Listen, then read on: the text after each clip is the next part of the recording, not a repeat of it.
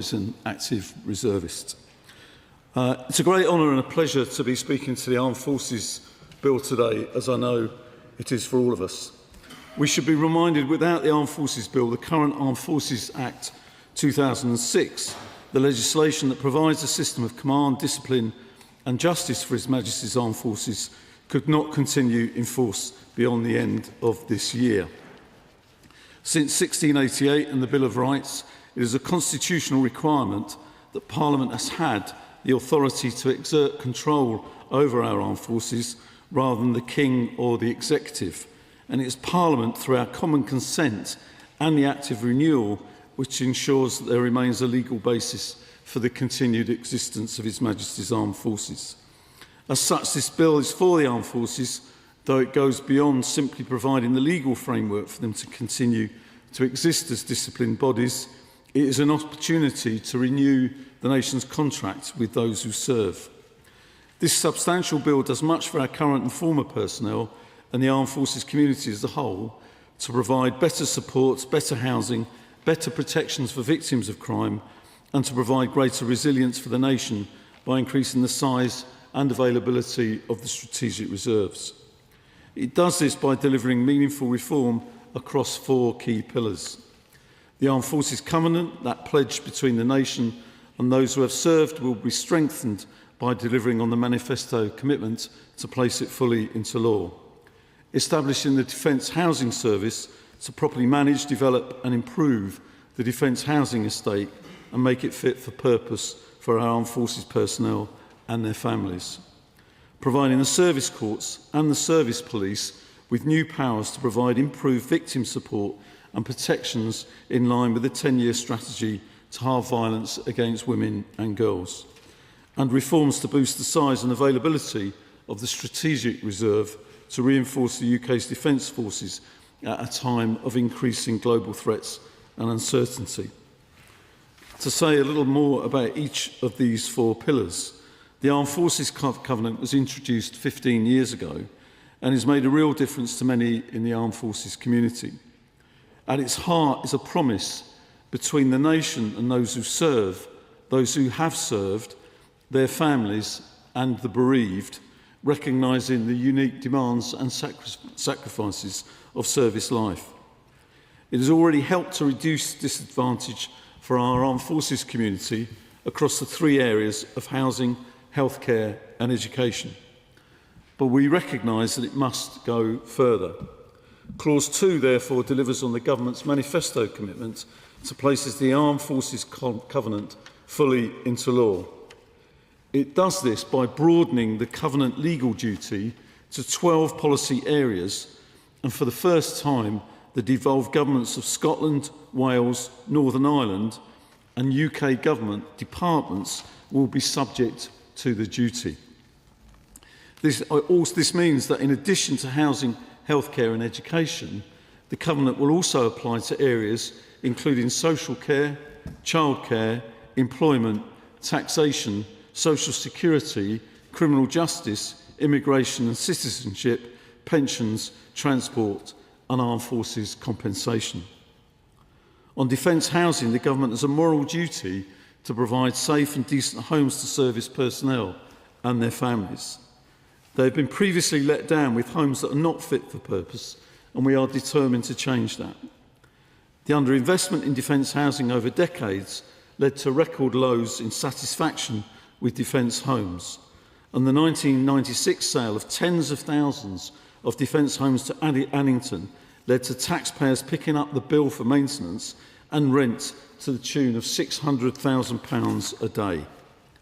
However, just 6 months after being elected, the Government transferred 36,000 defence homes back into public ownership, reversing a privatisation which the Public Accounts Committee itself described as disastrous. The next task is therefore to bring homes up to a decent standard, a standard that our service personnel and their families deserve. The Government therefore commissioned an independent review, and in November last year we published our defence housing strategy, our plan for the wholesale renewal of defence housing backed by a £9 billion investment over the next decade. Clause 3 delivers on one of the recommendations of the Defence Housing Strategy, which is the creation of a new standalone public body, the Defence Housing Service. This will serve as a single point of accountability for defence housing, staffed by experts and with forces families represented as part of its governance. As such, it will put the needs of the forces and their families first. My Lords, with a clear strategy, unprecedented investment and a dedicated organisation in the Defence Housing Service, we will deliver on this once-in-a-generation opportunity the safe and decent homes our forces and their families deserve. Through this bill, we will also deliver important reforms to the service justice system, especially in the area of victim support and protections. Clauses 5 to 10 provide a comprehensive package of protections measures, with clauses 11, 12, 26 and 27 providing improved support and assistance to victims of offending. I would also like to add that while these measures will strengthen the service justice system, we recognise that not all unacceptable behaviours reach the threshold of a criminal offence. And that is why the Ministry of Defence continues to develop policies that seek to address unacceptable behaviours. Through the Raising Our Standards programme, we are tackling unacceptable behaviour and driving lasting cultural change across defence with better training, clearer reporting systems and greater trust in leadership. And the new VAUG Prevention Task Force has been deployed to Catterick and to the South West to assess lived experiences, tackle root causes of unacceptable behaviour and roll out effective interventions. Immediate initiatives are already being deployed, such as the recruitment of additional sexual assault referral nurses who will cover the South West, and the rollout of an independent legacy advocacy pilot that will support victims of sexual offences to understand their rights and what to expect from navigating the service justice system. These policies, together with the separate service complaints process, now overseen by the recently appointed Armed Forces Commissioner, will also help ensure that unacceptable behaviour is challenged and addressed appropriately. And can I just say to the Noble Baroness Goldie, in tune with Baroness Smith and indeed Baroness Kramer, of course, this improvement in culture also includes the whistleblower review, and we'll be meeting with her in due course before the publication of that review, which is now ready subject to their comments to be published. Moving on to the package of measures relating to the reserves, Clause 32 will enable regular personnel at warrant officer level or equivalent and below to seamlessly transfer into the volunteer reserve and vice versa, without having to leave one force and then rejoin the other. Clauses 33 to 37 amend the Reserve Forces Act 1996 in relation to call-outs and recall liability, ensuring that it's fit for purpose. This will help to ensure that Defence has access to more people with the right skills and experience it needs at times of need. It will harmonise liability across the services, widen the pool from which we can draw resources, and allow us greater access to both our volunteer and strategic reserve pool. And it's good to see Lord Lancaster here, who heads up the reserves, and I know how hard he's been working, as many other noble lords have done with respect to this. And I just say, to digress slightly, I know how many noble lords and everyone across the chamber are particularly concerned around resilience and homeland defence, all of those sorts of things. And I think this particular aspect, I look forward to that debate in committee as we move forward around how we make the best use of our reserves around all of that.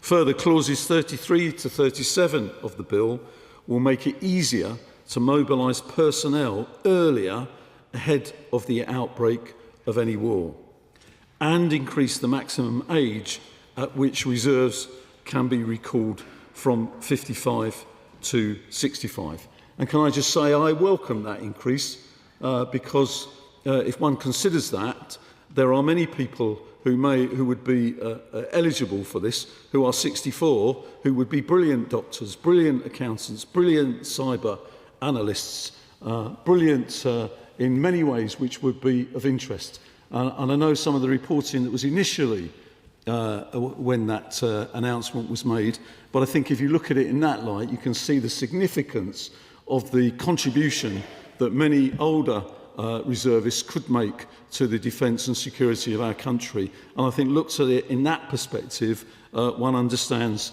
the importance and the reasons for raising that age limit. So I think that was just an important point I wanted to reiterate at the start of our discussions on this bill. These measures align with the direction provided by the Strategic Defence Review to allow for a whole defence approach, to re-energise the relationship with the Strategic Reserve and, as I say, increase our readiness for war or potential conflict.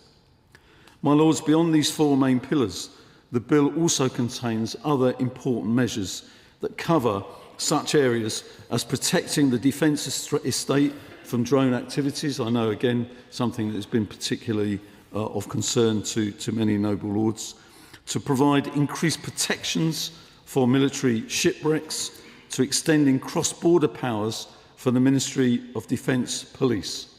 My Lords, this Armed Forces Bill makes important and positive changes for the Armed Forces, their families and the wider defence community. And can I say I look forward to the detailed scrutiny we shall give the bill in committee and the challenge that there will be to aspects of it, whilst noting the general support there was in the other place, and I know from conversations I had there is within this place. Such challenge and scrutiny can only improve the Armed Forces Bill and can only make it a better bill for which our armed forces, and indeed which is what we would all want our armed forces and our armed forces community to be proud. I beg to move. The question is that this bill be now read a second time.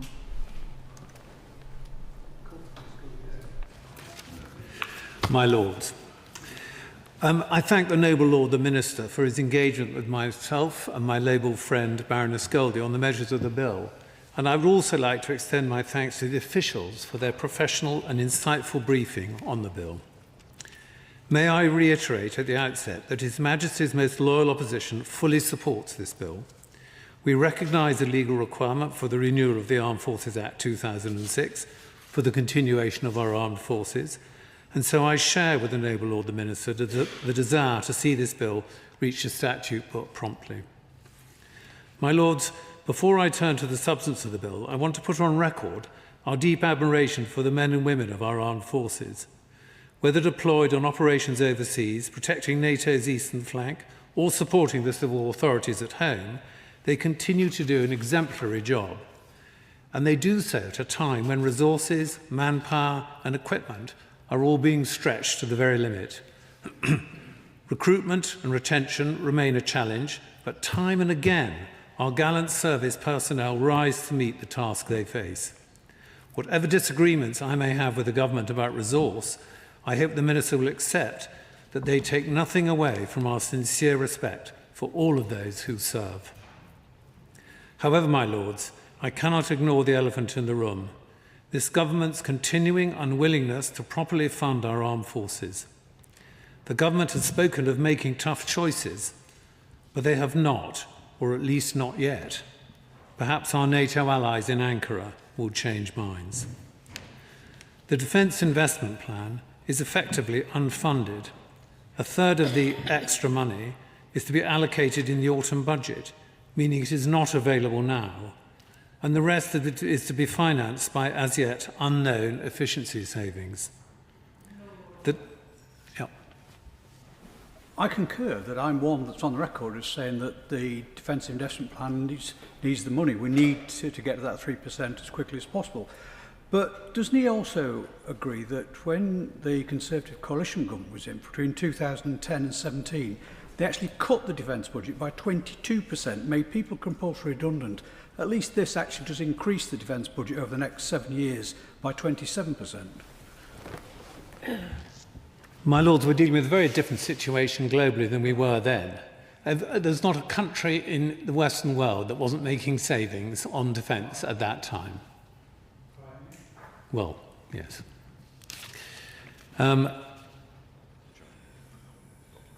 It's not available now, and the rest is to be financed by as yet unknown efficiency savings. The departments that have apparently been required to reduce their capital spending have not yet identified what they will cut, and the government has not yet told us what asset sales they will follow through with, all rather unconvincing and unsatisfactory. There are, of course, ways to increase defence spending without more tax rises and more borrowing.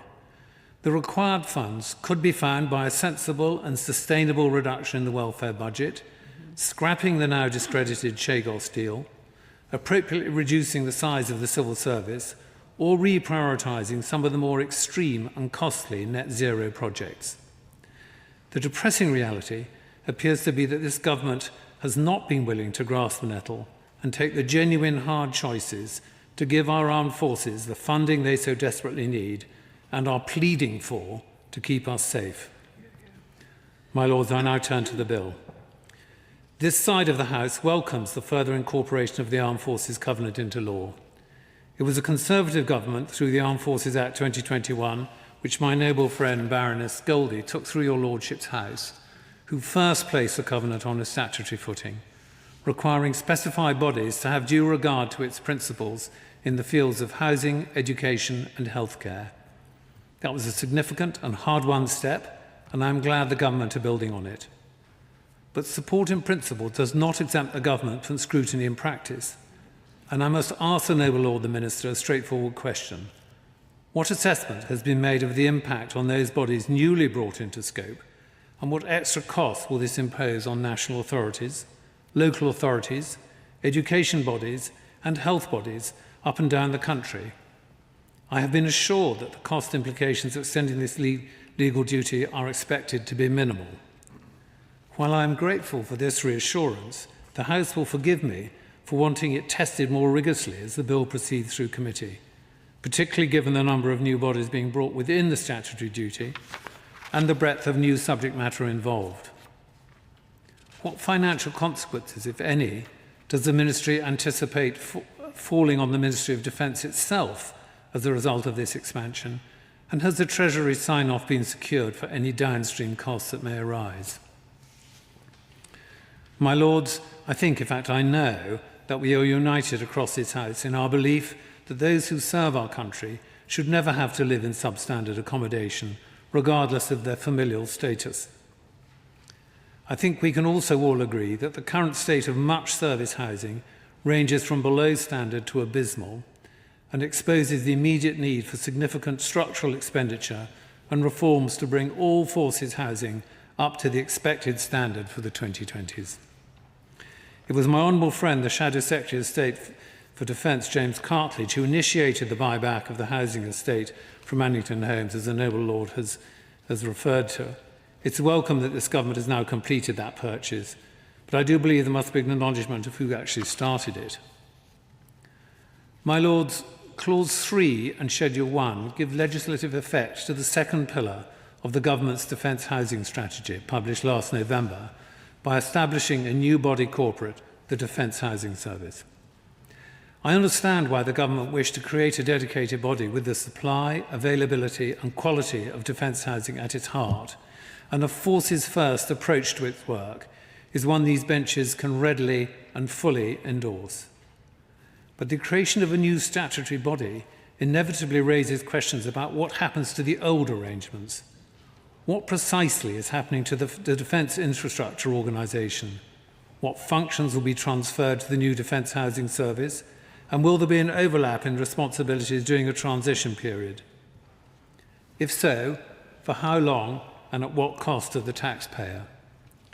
Clear accountability will be critical to the success of both organisations in the future. My Lords, I'd also be grateful if the Minister could set out clearly how this new body differs in practice from the alternative that my party has proposed, which is the establishment of an Armed Forces Housing Association. This would be a private, independent, but crucially not-for-profit organisation that would reinvest all revenues back into maintaining properties and building new homes. It would have an oversight board allowing for representation of those living in service family accommodation. It would allow servicemen and women to benefit from different property ownership models, for example, part ownership, allowing those of all ranks to realise the dream of owning their own home. And it would allow us to reduce the reliance of the MOD on the private sector renting, which costs them 80 million a year. Before I leave this point, there is a widely circulating rumour that to fund the DIP, investment in service housing is to be deferred. My Lords, this matters. May I ask the Noble Lord the Minister to clarify the position? My Lords, I now turn to a matter that does not appear on the face of this bill, but which this side believes to be fundamental to the war-fighting capabilities of our armed forces. The jurisprudence of the European Court of Human Rights has expanded the application of the European Convention on Human Rights so that it now applies extraterritorially, as this House will recall from the judgment in Al-Skini and the United Kingdom. There is absolutely no question that British troops must abide by the Geneva Conventions and the law of armed conflict. That is not and never has been in dispute, and we are not arguing for complete prospective immunity from legal accountability. However, we do need to ensure that our troops feel confident in taking necessary action and must be clear on the limitations of that action in law. They must be on a level playing field with the enemy they face, as to be in doubt or at a disadvantage could, in extremis, be fatal at the critical moment. Whilst the preference of my party is to leave the European Convention of Human Rights entirely, that is not within the bounds of this bill. So we will be bringing an amendment in committee to place a duty on the Secretary of State to derogate from the Convention during armed conflict, a switch from may to must. My Lords, I hope the Minister will engage constructively with that amendment in the spirit in which it is offered, not as an attack on the rule of law, far from it, but as a recognition that our troops must be able to fight and defend this country without the fear of endless, retrospective litigation for decisions taken in the heat of combat. My Lords, I turn now to the visions on the reserve forces, which these benches broadly welcome. Clause 32 removes the requirement for a service person to formally leave the regular forces and re-enlist in the volunteer reserve, or vice versa, in order to move between the two. We are pleased about the greater flexibility this clause allows for movement between the regulars and the reserves, and we hope it will remove a genuine source of friction for service personnel who wish to serve in different ways at different points during their careers. The Strategic Defence Review, published last year, sets out the aim of increasing the active reserve by 20% when funding allows. This is a laudable aim. Nobody in this side of the House will quarrel with the ambition to build a larger, more resilient reserve capability at a time of growing geopolitical uncertainty. But an aim is not a plan, and I must press the Minister on the timeline. By when does the Ministry of Defence expect to achieve that 20% increase? What recruitment targets have been set year on year to get there? And crucially, given the funding caveat built into the review's own language, how does the government intend to fund it, given everything I have already said about the state of the Defence Investment Plan? Might I suggest one way of doing this to the Noble Lord the Minister? Incentivise more people to join the reserve by introducing a tax-free reserve service, whereby for the first 30 days of reserve service in any 1 year will be completely free of income tax. Such a measure will cost the Exchequer relatively little, will send a clear signal that this country values the commitment reservists make alongside their civilian careers, and might do more to improve recruitment. I hope the Minister will take that suggestion back to his department, even if he cannot commit it today from the dispatch box.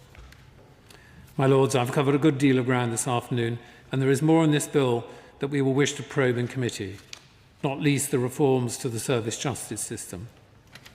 We support the principle of aligning the powers available to service police and service courts with those already available in the civilian criminal justice system. But there are questions to be asked about how these provisions will operate in practice, and my noble friend Baroness Goldie will address those in more detail in closing. I will simply say this in conclusion. This is a bill these benches support because the renewal of the Armed Forces Act is a constitutional necessity, and because much of what sits alongside that renewal, the Covenant, the housing reforms, the modernisation of the service justice system and the flexibility of our reserves, represents sensible and positive progress. But support for the bill is not the same as satisfaction with the government's record on defence. Our armed forces deserve a government willing to match warm words with hard funding decisions. Until this happens, this House will continue to ask the difficult questions the government would rather not answer. And I look forward to the Minister's response and to the scrutiny that lies ahead in committee. My Lord, I think rather rich that no Lord Leola Minto has attacked the government for not spending enough on defence when the Conservative Party is still calling for tax cuts as well as economies in other areas. And we are still discovering just how thin our armed forces had become in the last 5 years and more, and how much now needs to be done to repair where we are. The message of the Strategic Defence Review last year, now 12 months ago, was that we are now in a different situation. We are now facing different and more serious threats of different sorts to this country, and that we need political leadership from the highest levels of government in a national conversation to carry the public with it and explicitly to spend more money on defence. That's a painful message, and it's undermined by those who are still calling for tax cuts without quite explaining how those cuts will be paid for. My Lord, others on these benches will address housing, military justice and other aspects of this bill. I want to focus on the issues covered in clauses 32 to 38, the reserve forces, their role, recruitment and retention, and conditions of service. The emphasis on this bill appears to be primarily on regular veterans as the key to a strategic reserve, even into their 60s. I'm conscious that there is a long history of Britain's peacetime forces undervaluing volunteer reserve units. Our Army and Navy were designed for long-term deployment in other continents, not for defence of the homeland, neighbouring waters and countries. But as the SDR clearly sets out, we are now facing different threats, many of them very close to home. And, as it states in Chapter 6, we need to integrate homeland defence with Britain's contribution to the defence of our continent, which is now, again, the chief priority. Another of the traditional arguments of regular forces as against short-term service reserves or volunteers has been that it takes a long time to train an effective soldier. Again, the SDR questions this with its comment, I quote, that the finance sector, civil society, academia and others all have much to contribute to countering the hybrid threats we now face. This isn't new. I recall 15 years ago when I was in government, the Ministry of Defence worrying about how to attract into the forces personnel with digital skills to combat the development of cyber warfare, and then discovering that one service unit, the Honourable Artillery Company, already contained a large number of workers in the financial sector with the advanced skills that were needed. I note the impressive contribution of one Territorial Army officer, Tom Tugendhat, in Iraq and Afghanistan, a volunteer officer whose language and other skills proved invaluable. The experience of the Ukraine war has confirmed that civilian skills can now be immensely valuable in wartime circumstances. Hybrid threats have to be faced with hybrid skills, many of which are often to be found more easily in civilian life than in the traditional military. We've also seen in Ukraine how quickly people can be trained to high effectiveness in fields where existing skills add value.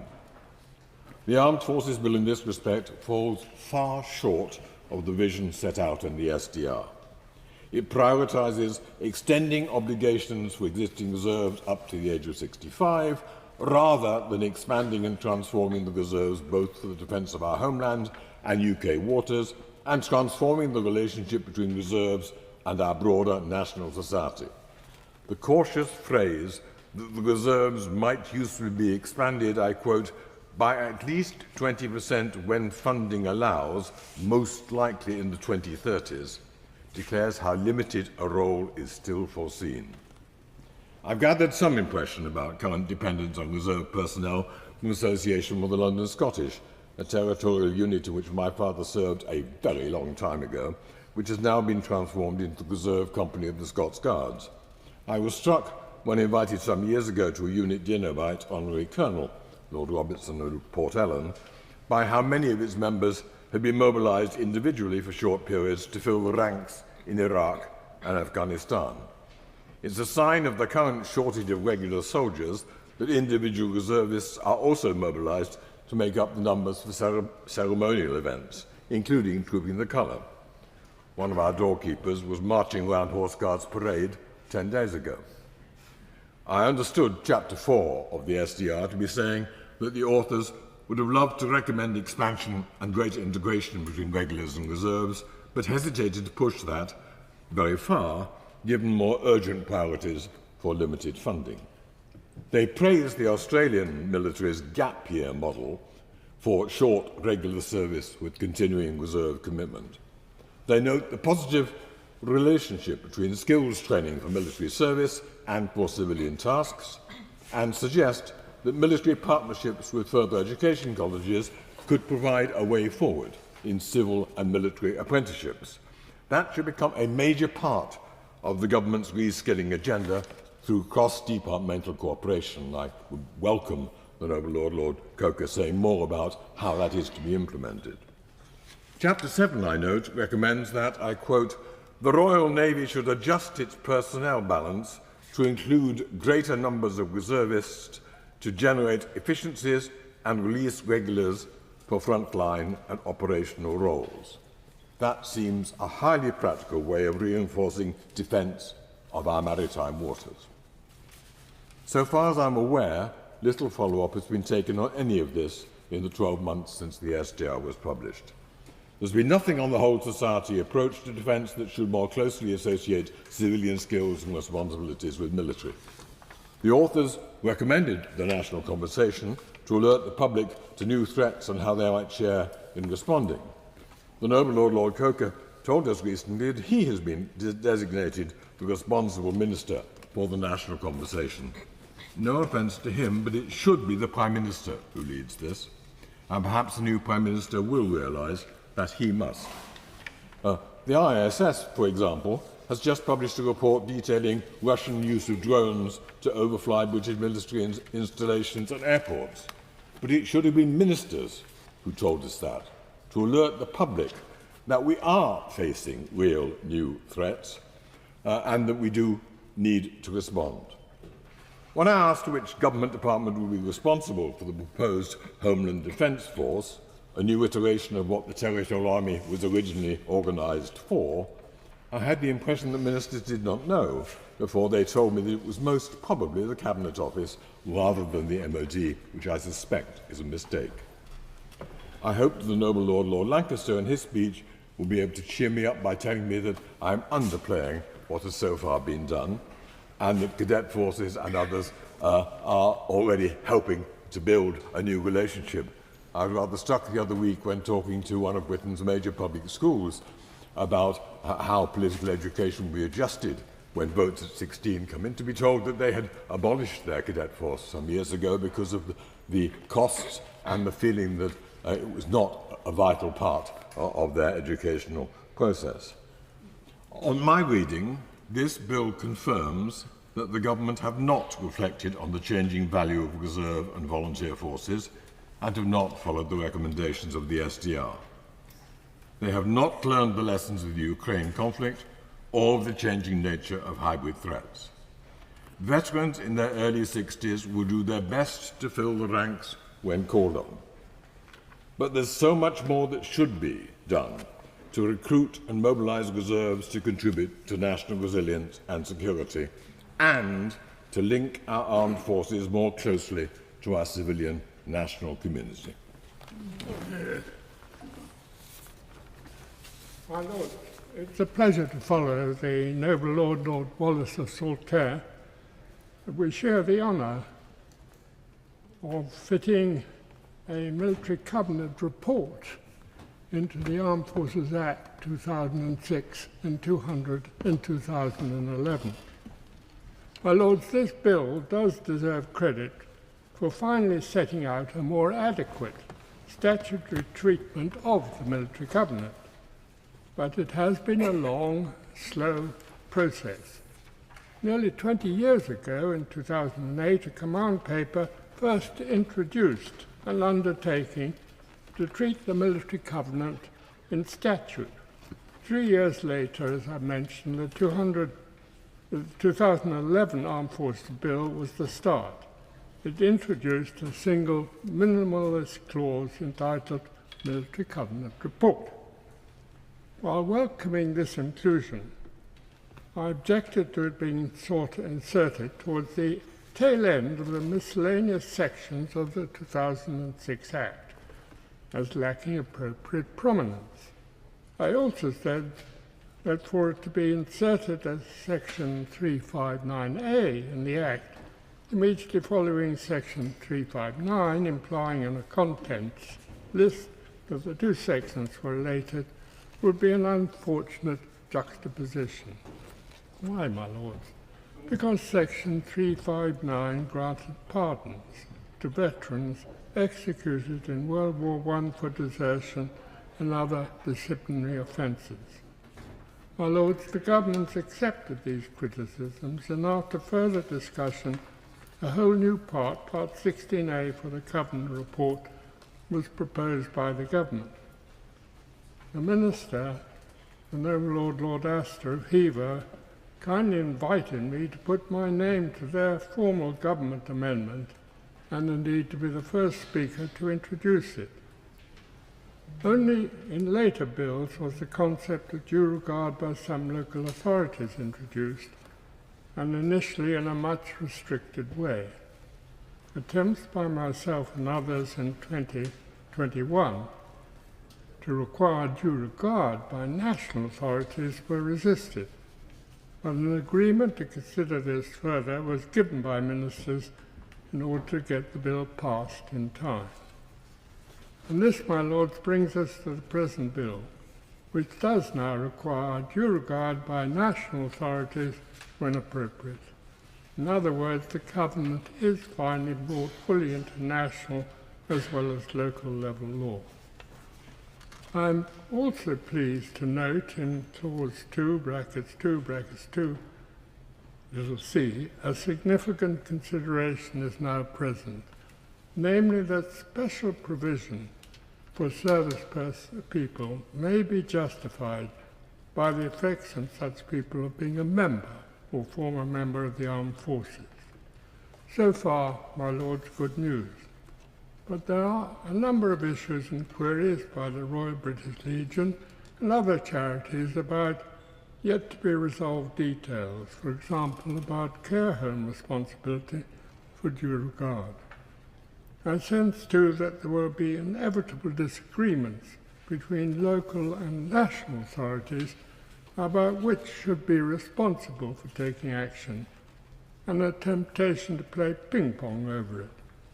Maybe were this to occur, it might be for the armed forces or a veterans commissioner to resolve, and perhaps the Noble Lord Minister might like to comment about this possibility.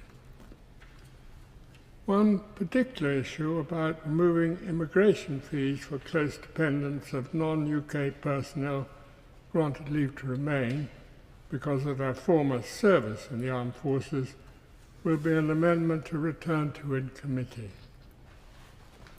The 2024 manifesto commitments by the three parties undertook to waive the current and increasing immigration fees families of non-UK armed forces personnel are required to pay before being allowed indefinite leave to remain in the United Kingdom with their spouse. 2 years have passed, but there's still nothing but empty assurances that this waiver is to be honoured. It is time for action to correct this unfairness. My Lords, I'm saddened that there is no further attempt to deal with the incompatibilities between this Act and human rights, frequently exposed in examples of lawfare, or further consideration of some form of better combat immunity for service personnel on operations. I sense, however, that this is not a field that this government wishes to enter, and it may be rather fruitless to raise it now. May I finish with repeating a complaint, some might call it a whinge, I've made in second readings of previous armed forces bills. A complaint about the way this constitutionally important 2006 Act has to be renewed. The present 2026 bill, like its 2011, 2016 and 2021 predecessors, is in effect a 150-page martial list of amendments to the 2006 Act, an Act itself of almost 350 pages. I commend the effort of officials to produce in the bill before the House a masterclass in amendments to the 2006 Act and many other acts. Unless a major change of approach is found, our successors will be dealing with bills with size measured not by page numbers, but in kilograms. And finally, one issue covering over 32 pages, that's 10% of the 2006 Act, is defence housing and other property. Noble Lords will be aware of the government's commitment to improving living accommodation for service personnel. This is clearly meant as a key step towards achieving that ambition. The Defence Housing Service has been given wide powers in Clause 343F, with only Treasury consent being required if the Housing Service is to borrow money. Other functions, such as entering into contracts or agreements or forming or investing in a company or a partnership, do not appear to need Treasury agreement. Such freedom does seem to me unusual. Is MOD to be responsible for the size of this service and to pay for it? Has the government made any estimate of the cost and manpower required for this new organisation? Bearing in mind the difficulties facing MOD because of the shortfall in defence investment planning funding and the expectation that living accommodation expenditure will fall to the back of the queue, what rate of improvement is to be expected from this new Defence Housing Service? Has the Noble Lord the Minister any figures for the House? I thank the Noble Lord the Minister and his officials for their work on this bill. It's a privilege to follow the noble and gallant Lord Craig, and I look forward to hearing further contributions from noble and gallant lords with their wealth of experience. When I read in Hansard the record of the second reading debate of this bill's predecessor 5 years ago, I couldn't help but notice that the noble Lord Coker and the noble Baroness Lady Goldie have simply swapped places when they come to sum up this debate. In my remarks, I'd like to focus on three areas. First, the Armed Forces Covenant. Second, the whole society approach around civil preparedness. And thirdly, some niche comments related to the service police powers. Covenant is an ancient word with deep resonances in Judaism, Islam, and Christianity. It's about gifts offered and received, about commitments made and honoured, lived in mutual reciprocity. When we ask much of our armed forces, and God forbid we might need to ask more of them and their families in the years to come, pledging a commitment as to what they can expect in return for all that they give and for veterans have given is the mark of a grateful society. Gratitude is perhaps an old-fashioned word these days, but when we lose it, recruitment drops, morale drops, and retention drops. At its heart, the Armed Forces Covenant seeks to embed gratitude, not special favours or jingoistic patriotism, but a simple commitment to understanding, fairness and opportunity. And that's why I'm pleased that His Majesty's Government are proposing in this bill to enshrine the Armed Forces Covenant fully in law by extending it to central, devolved and local authorities and expanding the issues to which these and certain public bodies must have due regard. So much flows from that: mutual responsibility, protecting the vulnerable, providing hospitality and integration, including appropriate housing at a good standard. And whilst the focus is rightly on family housing, I hope that the new proposed Defence Housing Service will also ensure that single persons accommodation is of a standard that can create a sense of home. And I hope consideration will also be given to fitting housing with good insulation and solar panels, so reducing energy costs and contributing to His Majesty's Government's net zero commitments. The Armed Forces Covenant was signed on behalf of the Church of England by the then Archbishops of Canterbury and York in February 2015. Since then, a number of English dioceses have also signed, working in partnership with local veterans, reservists and military bases. I confess that the Diocese of Norwich needs to catch up, though I value my own engagement with RAF Marham, with the Queen's Dragoon Guards at Swanton Morley, and those who serve at the Stantes training ground. At the latter, I've witnessed the valuable work being done by the British Army in collaboration with forces of other nations in training Ukrainian conscripts to fight for the freedom of their country against Putin's tyranny.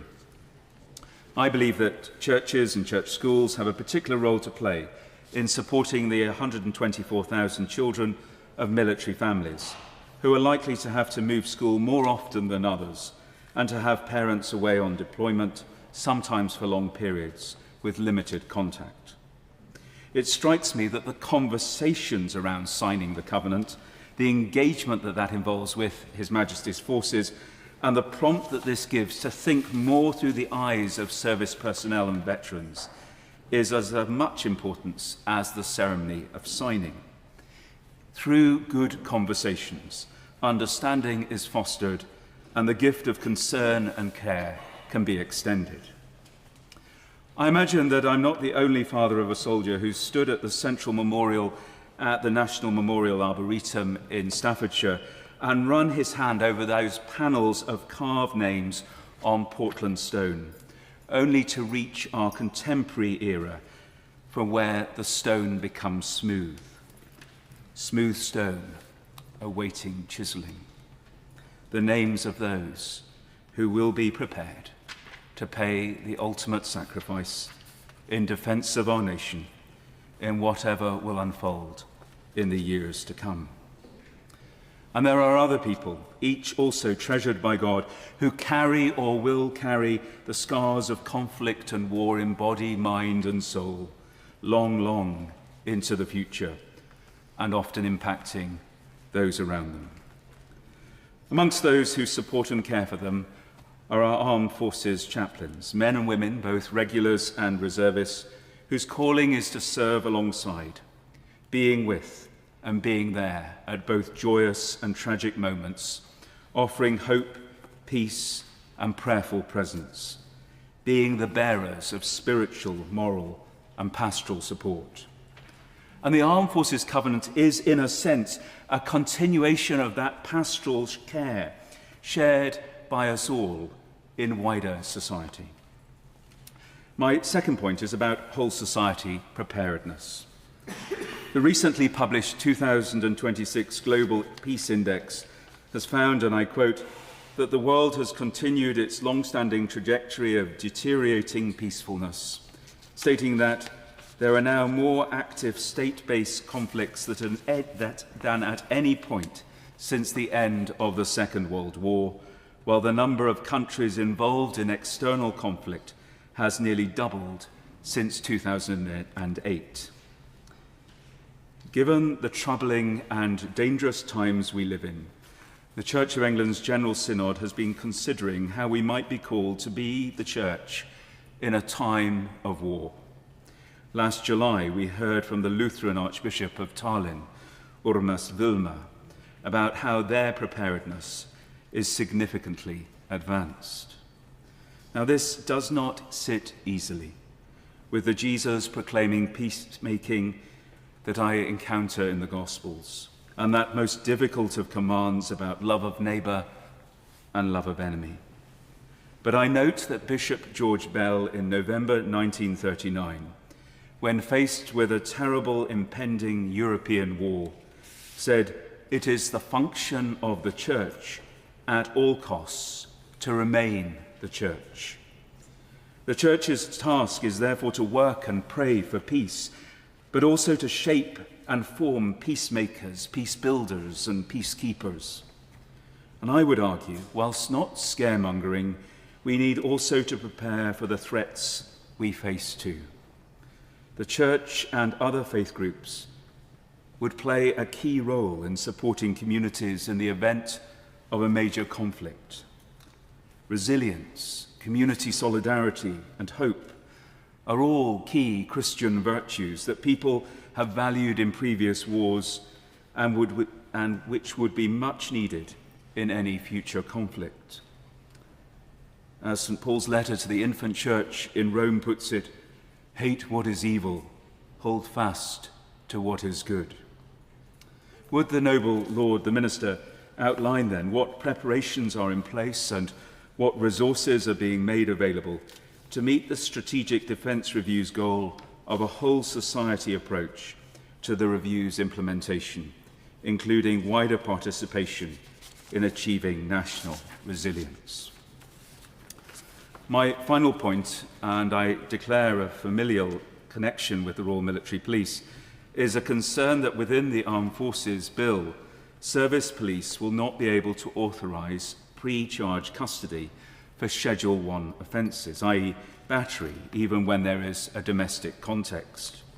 This is because the legislation is drafted for all serious offences to be in scope, which does not include Schedule 1 offences and does not articulate the context of domestic abuse offences. The issue of commanding officers dealing with domestic abuse offences has also been brought up by the Centre for Military Justice in their evidence in response to the Armed Forces Bill, where they are recommending an amendment to the relevant schedules to prevent commanding officers dealing with any domestic abuse matter at summary hearing. Whilst the military police have a strong policy position that where there is a domestic abuse context to offences that the commanding officer could investigate, it is very clear that such cases should always be referred to the relevant policing authority so that they can consider investigating. This isn't articulated in legislation. Will the noble Lord the Minister commit to look at that, please? More broadly, I raise the issue that the additional requirements of meeting the threshold of a serious offence adds additional bureaucracy for service police during the arrest of suspects. This could be reduced by giving complete authority to authorise pre-charge custody to the provost marshals. The definition of a serious offence is noted as being similar but different to the definition of a serious service offence, given in Part 1 of the Armed Forces Powers of Stop and Search, Seize and Retention Order 2009. The added complexity of this definition will inevitably slow down the process of suspects in arrest and risk incorrect authorisation of pre-charge custody. Giving the Provost Marshal's authority to authorise pre-charge custody in all offences will reduce these risks and give greater parity to service police with their civilian counterparts who can authorise custody in such cases. And whilst mentioning service police, I've been made aware that service police currently have no specific legal protection against impersonation, either by civilians or persons subject to service law. As the service police as forces are not constituted under the Police Act 1996, the offences of impersonating a police officer and the linked offences in Section 90 of the Police Act do not create an offence of impersonating a service police officer. nor are service police currently protected by the enhanced sentencing powers of the Assaults on Emergency Workers Offences Act 2018. Service police officers are regularly assaulted on duty, yet are not given the same respect and protections afforded to civilian police officers and other emergency workers. So would the Noble Lord the Minister commit to looking at these anomalies around impersonating and assaulting service police so that there can be parity with their civilian counterparts, with a view to potentially introducing a government amendment to bring clarity to these current anomalies? I look forward to engaging with this bill as it progresses through your Lordship's House. My Lords, it's a real pleasure to follow the Right Reverend Prelate in this debate. And this is my first contribution, I think, in this House on the matter of defence. And I think the reason that's come now is twofold. First is the time that we're living through. In my time in government, in the Home Office in Number 10, we dealt with terror attacks, we dealt with the Novichok poisonings, cyber attacks, the use of chemical weapons in Syria. But the scale of the threat and the response we need to that threat is of a different order of magnitude today. And as we've heard in this debate, that means a whole of society response to that. And that, I think, means that we need to widen the debate that we have in this House and the people that engage in it in this House, not least when it comes to the question of funding. Meeting 3% of GDP towards defence and 3.5% will be incredibly challenging. It's important we get there. I don't envy the current government in trying to do it in their role, but it's a long-term task and the trade-offs are real, and I don't think we should pretend that we're not. And that does mean a wider conversation about what we have to sacrifice in order to meet those funding commitments. And the same is true when we think about the contribution that we want people to make to our defence beyond our armed forces. And I think we need to hear more about that national conversation. And I think the thing that I would encourage the government to do, and again, it's a difficult conversation to have, but I'd encourage the government to try and be more open in how it's tackling and thinking about approaching this question. It's not something that we've done for a very long time, and I don't think it's something that we can kind of come up with the answer to behind closed doors without kind of an ongoing period of engagement. The second reason I'm speaking now is my participation in the Armed Forces Parliamentary Scheme that has given me a much greater insight into the people that serve within our armed forces, particularly the RAF, which is the branch that I am doing the scheme through this year. And it is very clear that we will only deliver on our commitments in the SDR and the Defence Investment Programme if we deliver for and through our people in the military. And therefore, I welcome the measures that are in this bill that will improve conditions for people. The measures to strengthen the Armed Forces Covenant, to take further action on housing, to strengthen and expand the role of reservists. And given the premium that the military places on experience, it means that retention as well as recruitment will be more important than ever. And in that context, I'd like to raise two particular issues that I think touch the lives of armed forces families in particular. The first is paternity leave for dads in the military. So in the UK, we give dads 2 weeks full paid paternity leave. In Australia, that's 8 weeks. In Canada, it's a share of up to 35 weeks. And in the US, that well-known bastion of parental rights and pay, it's 12 weeks at full pay. And I think the US example is pertinent because I think this is about a hard-nosed approach to what we need to retain the very best people in our services. And I've made the case before about changing our statutory provision in the civilian world and how it's good for dads and it's good for mums and it's good for kids. But all of those reasons, I think, are magnified in a military setting because of the demand on which we place on the people serving in our military and the absences that they often have from their families. That opportunity early in their families' formation to spend time together, to bond, to establish ongoing relationships is even more important. And I think it's also worth reflecting on the dynamic for couples who are both within the armed forces. At the moment, mums get 26 weeks at full pay under their occupational provision, and dads get 2 weeks. And think about the effect that that has on the career of both of those people as they have each additional child, and the balance of how they approach care is different. And I'd also like to recognise that armed forces are not kind of employees with traditional employment rights in this sense, and the provision for the occupational scheme is different.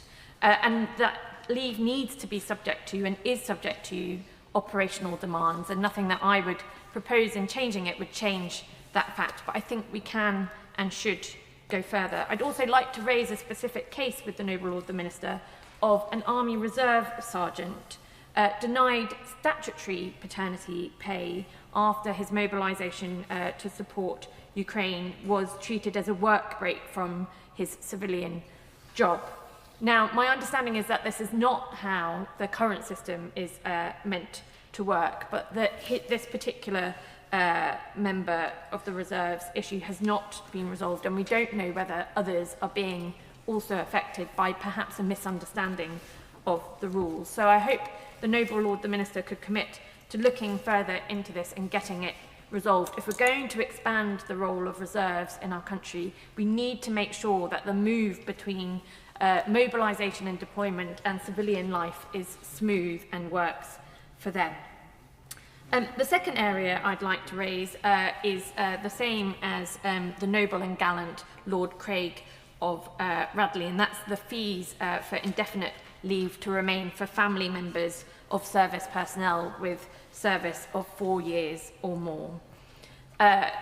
Removing these fees is a Labour manifesto commitment. It's supported by the Royal British Legion.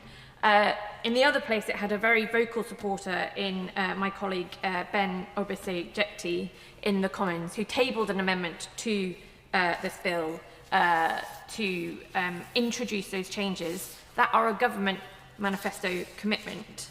Now, sadly, they were voted against in the other place, and the Minister responded by saying work is underway, but no timescale has been given. And as the noble and gallant Lord Craig said, it's 2 years since the election. In that time, the fees for indefinite leave to remain have risen by almost £350.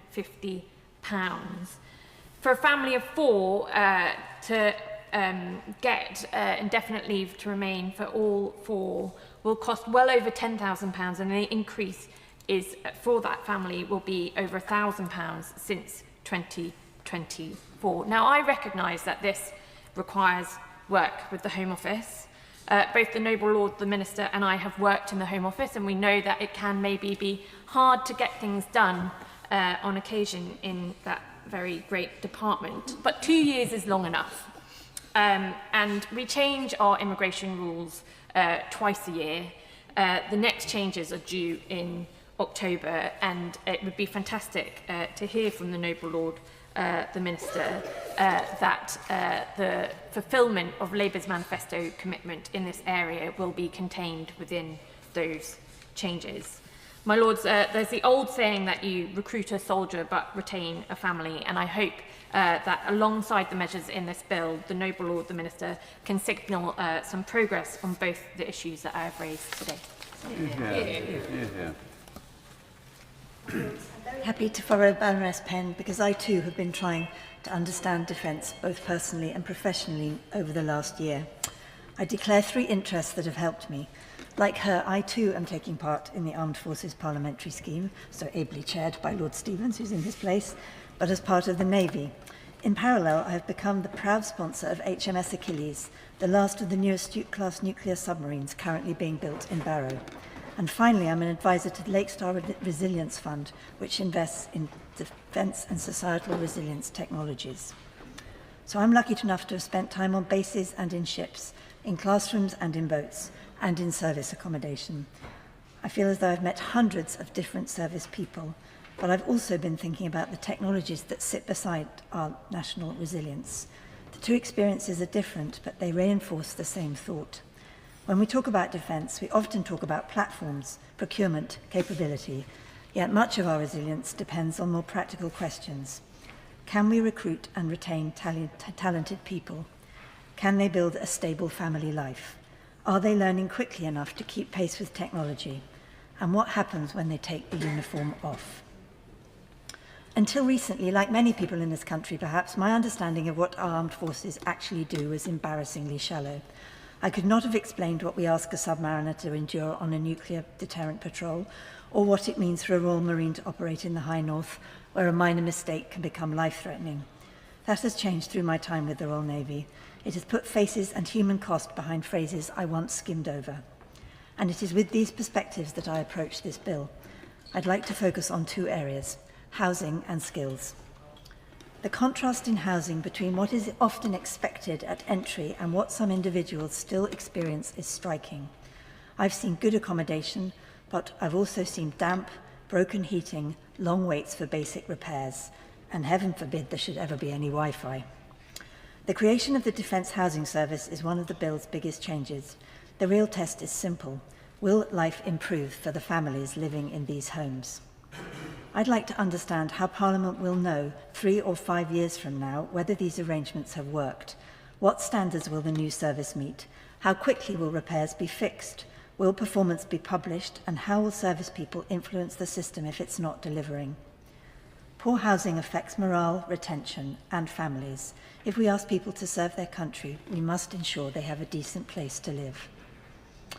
The second area is the Armed Forces Covenant. Every 5 years it allows us, as we've heard, to ask whether we are keeping our side of the bargain with our armed services. I welcome the bill's decision to strengthen the covenant and extend the statutory duty more widely. But the bill raises a wider question. What does no disadvantage really mean in 2026? The world of work has changed irrevocably. AI technology is reshaping recruitment, jobs, and skills. Every year, thousands leave the armed forces and enter the labour market. The armed forces are exceptionally good at teaching people how to learn under pressure. In a world of constant technological change, that ability may be one of the most valuable things our service people leave with. Judgment, teamwork, adaptability, and leadership are becoming more valuable, not less, and these are qualities that the armed forces develop every day. So I hope perhaps the Minister could say how the government could see the covenant evolving alongside these changes. If the labour market is shifting, should no disadvantage include helping people develop their skills more during service, make it easier for employers to recognise them as well? The bill also updates arrangements for reserves and recall, as we've heard, recognising these skills of the former personnel remain valuable long after full-time service.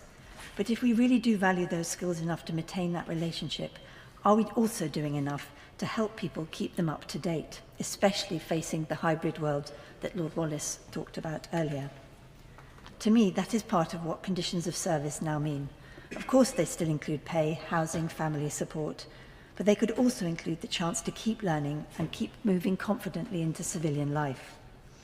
I don't suggest this bill become a workforce strategy, but it is reasonable to ask whether the Covenant, transition support and reserve policy reflect the world the people who leave the armed forces go into, including the impact of AI and automation. One of the privilege of spending time with serving personnel has been seeing the skill and determination across the forces. We invest heavily in developing those qualities while people are in uniform. We should be just as determined to ensure they continue to benefit after they leave. We should all welcome this bill and support it. And as Baroness Penn had said, we should all make sure it's widely supported outside this House as well, in part of a national conversation. If in a few years' time we can look service people in the eye and say they are living in better homes, that veterans are finding it easier to build good civilian careers, and people feel better supported to keep learning throughout their careers and beyond, then this bill will have done something significant alongside its constitutional importance.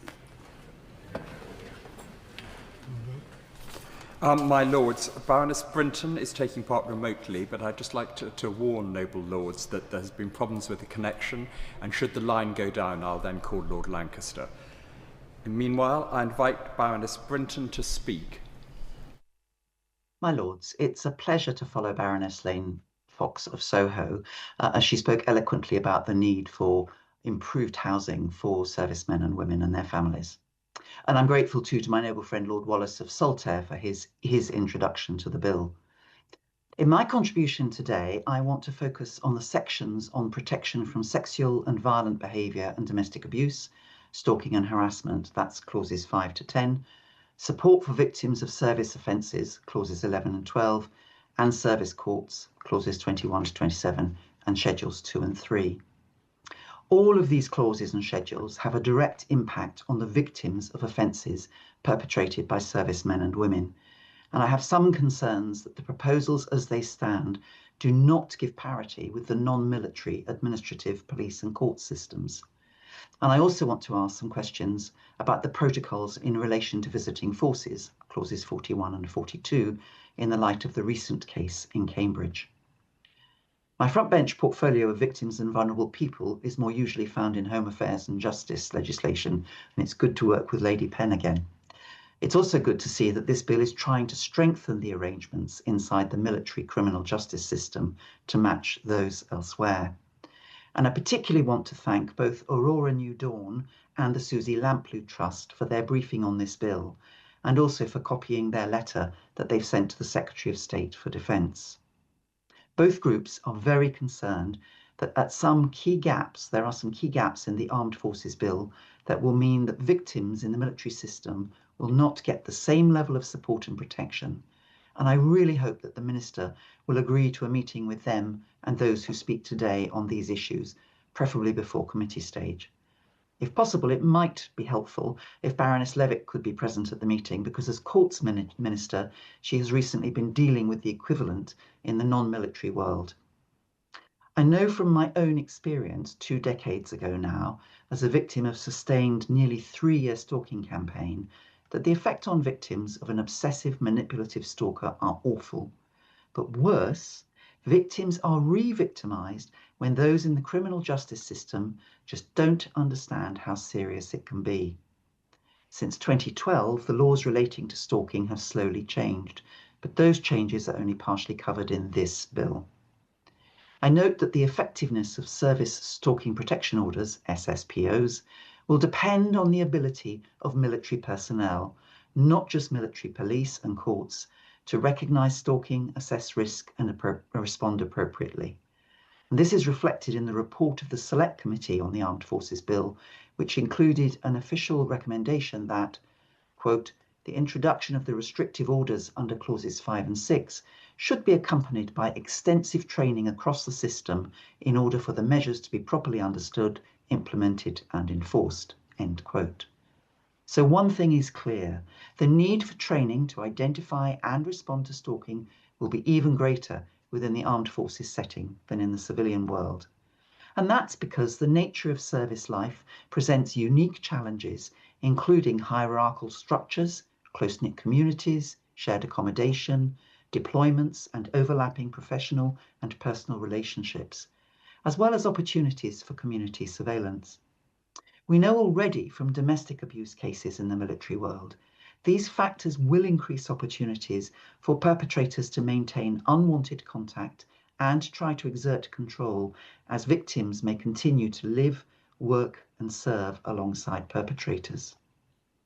So effective implementation of SSPOs will therefore depend on specialist training delivered by independent experts, as in the civilian world, so that any personnel can recognise stalking behaviour, understand patterns of escalation and respond appropriately, as well as fully understanding all the SSPO provisions, including the possibility of placing positive requirements on perpetrators. And it's important to note that the independent stalking advocate in the statutory guidance requires specialist stalking responses and should not be subsumed within broader domestic abuse frameworks. Over a third of stalking cases are nothing to do with domestic relationships. This is also reflected in the recommendations arising from the police super complaint on the police response on stalking that was led by HMIC FRS, the IOPC and the College of Policing, which highlighted the need to draw on specialist expertise in the development and delivery of all stalking training. Failure to identify stalking can result in victims being directed into responses that just don't adequately address stalking-related risk and allowing behaviours to escalate. So can I ask the Minister why there is no provision in the bill for this important training? The second area I've got concerns about are the arrangements relating to the service stalking protection notices themselves. Early intervention is particularly important in stalking cases, where behaviours may escalate over time and are associated with an increased risk of serious violence and homicide. While the introductions of the SSPOs is very welcome, there remains a significant gap between identifying risk and securing an order within the civilian system. The bill addresses this challenge in the domestic abuse context through the provision of domestic abuse protection notices, which provide immediate protection while interim orders are being pursued. So, my Lords, it's shocking that there is no equivalent mechanism in the bill for stalking. Introducing service stalking protection notices would provide an important safeguard during this period and bring the stalking provisions into closer alignment with the domestic abuse framework. And thirdly, it's not clear from the relevant clauses in Schedules 2 and 3 whether or not the bill provides for continuity of protection after a convicted serviceman or woman has left the services. Whether a domestic abuse protection order or a stalking protection order or a sexual harm prevention order or a sexual risk order, it absolutely beggars belief that the service protection order automatically lapses when the offender has left the military, often after release from prison, even if the details of the protection order make it plain that the military police and/or the military court still believe that the victims in these cases need formal protection. It appears there is no facility at the moment to transfer these protection orders with the appropriate level of information to the civilian police services, those services where the victim and dependents live, and also the one where the offender will live, to explain under what circumstances the protection prevention order was made. And it should also ensure that victims are signposted to civilian victim support that is appropriate for their case. At best, the bill is ambiguous. At worst, these specific issues and gaps were highlighted by the evidence of the Director of Service Prosecutions at the bill's Select Committee hearings. My Lords, when gaps like this are created in stalking cases, danger thrives. The offender thinks they're home free, and especially with stalking, might well target their victim again. And if they think the police in their area don't know about them, that will embolden them further. So please can the Minister say that the Government will provide amendments prior to committee to remedy this serious and dangerous gap. Finally, my Lords, I am very concerned by the report in The Guardian and the BBC last week about the case of the US Air Force pilot Captain Jacob Wolfson.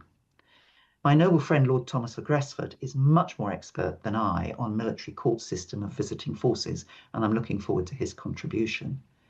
My focus in this case is how badly the victim was let down, not just by the US court-martial process, but also by the local police and CPS, at the moment it was suggested, I presume by Lake and Heath, that the case should be moved from Cambridgeshire Police to the US military courts.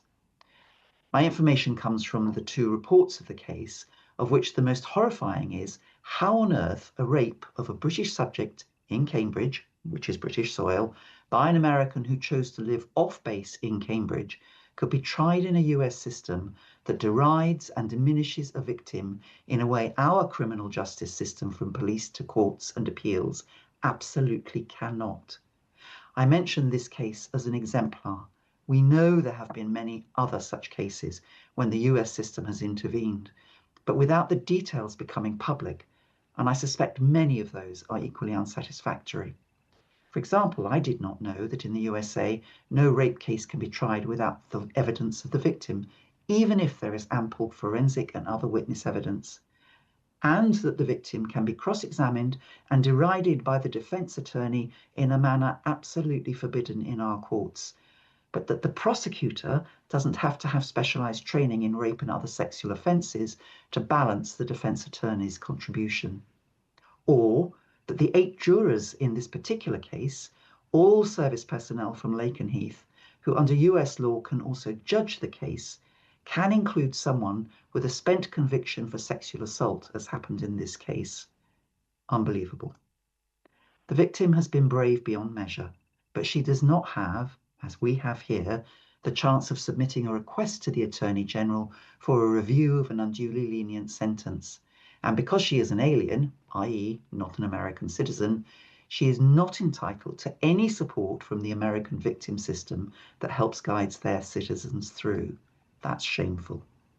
Even worse, any convicted US service man or woman has not only an automatic right of appeal, as well as being able to ask the Secretary of Defense or the President to grant them clemency because their military service outweighs their crime, even if it is a serious sexual or violent assault. This case is an absolute travesty, but it is not isolated. So we need to address why Cambridgeshire Police or the CPS thought it appropriate to allow the case to pass Lakenheath Base. Can the Minister please write to those of us speaking on this issue today to answer the following questions? At what level was the decision to transfer made? What was the relevant rank of the police officer or CPS staff? And did they have training in order to do this and therefore understand the full legal ramifications of the decision on treatment and justice for the victim? And were there any referrals back to the Ministry of Justice? I presume it would be via the Attorney General, but I don't know. And do the Ministry of Defence, Ministry of Justice, Home Office and Foreign Office have a coordinated approach or protocol to cases like this, committed on British soil but moved to a visiting military court system? It is interesting that we now have an interdepartmental protocol when a British citizen is murdered abroad between the Foreign Office, the Home Office and the Coroner Service, all helping bereaved families. And if so, is there a protocol with their opposite number in this type of case for high-level conversations to understand the consequences? I'd be very grateful if the Noble Lord the Minister and Lady Levitt, the Courts Minister, could provide the answers to these questions as a matter of urgency, preferably before I and others may lay amendments at committee stage.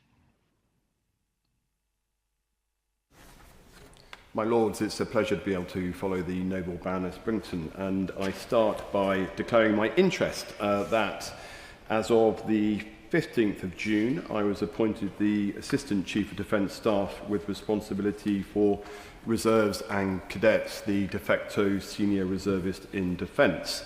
And perhaps the Noble Lord Wallace of Saltaire could give me just another couple of weeks to get my feet under the table. I would happily accept the burden of responsibility in some of his remarks, but I hope to be able to offer him some encouragement that progress is indeed being made. Equally, before taking up this recent role, I was asked to give oral evidence to the Commons Committee stage of this bill in my capacity as the independent chair of the Reserve Forces 2030 Review, or RF30.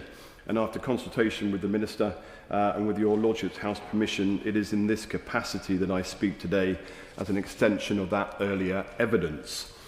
I support this bill as it begins much needed clarity and simplification to the roles of both the Strategic Reserve and provides the enablement through the formation of the non-departmental public body for the Reserve Forces and Cadets Associations.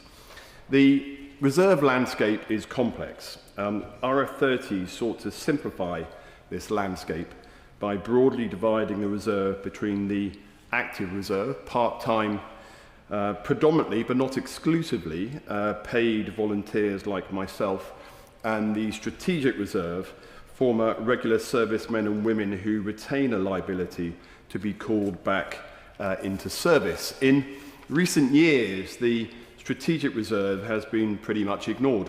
This bill does much to enable its greater use, as both the active and strategic reserve will be essential not only in war, but in the transition to war, and it's in the latter that the elements of this bill enables.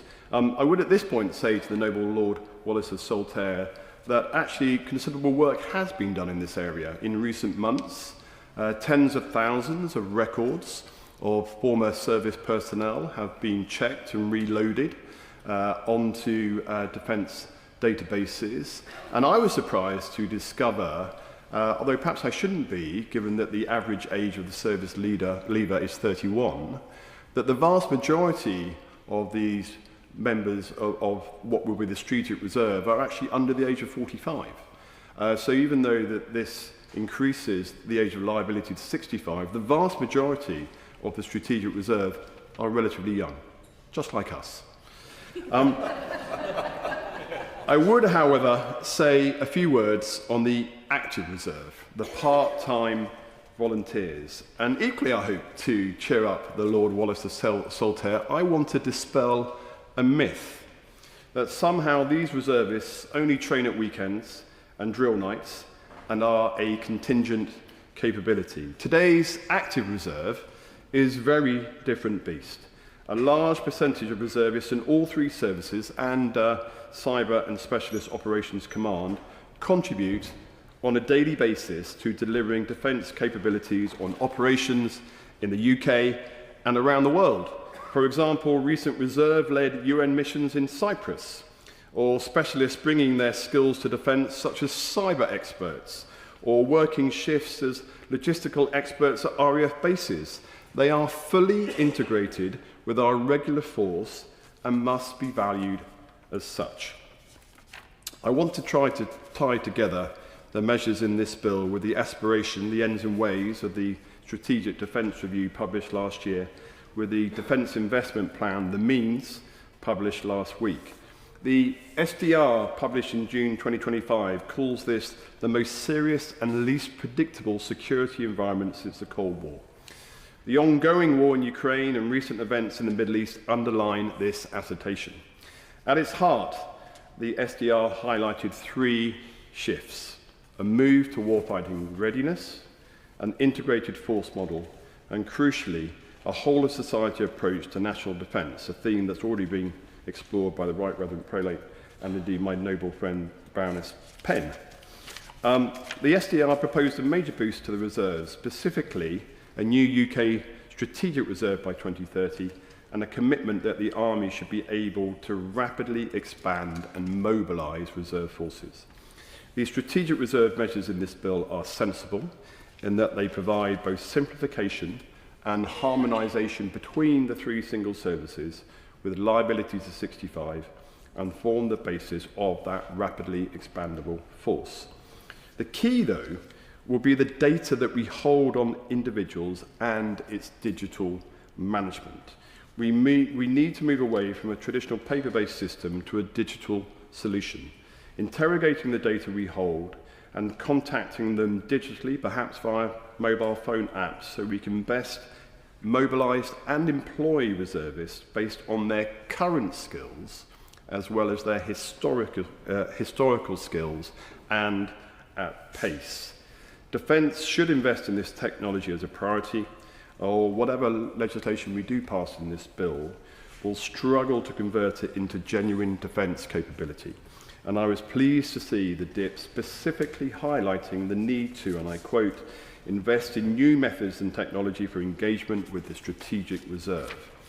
The SDR also recommends an expansion of the active reserve by 20%, albeit with a caveat when financial conditions allow. And I would say to the Minister that the reserve is a fragile beast, overly reliant on the goodwill of its volunteers, and whilst we await the financial conditions that will allow its expansion, we must, in the meantime, ensure that we continue to nurture it.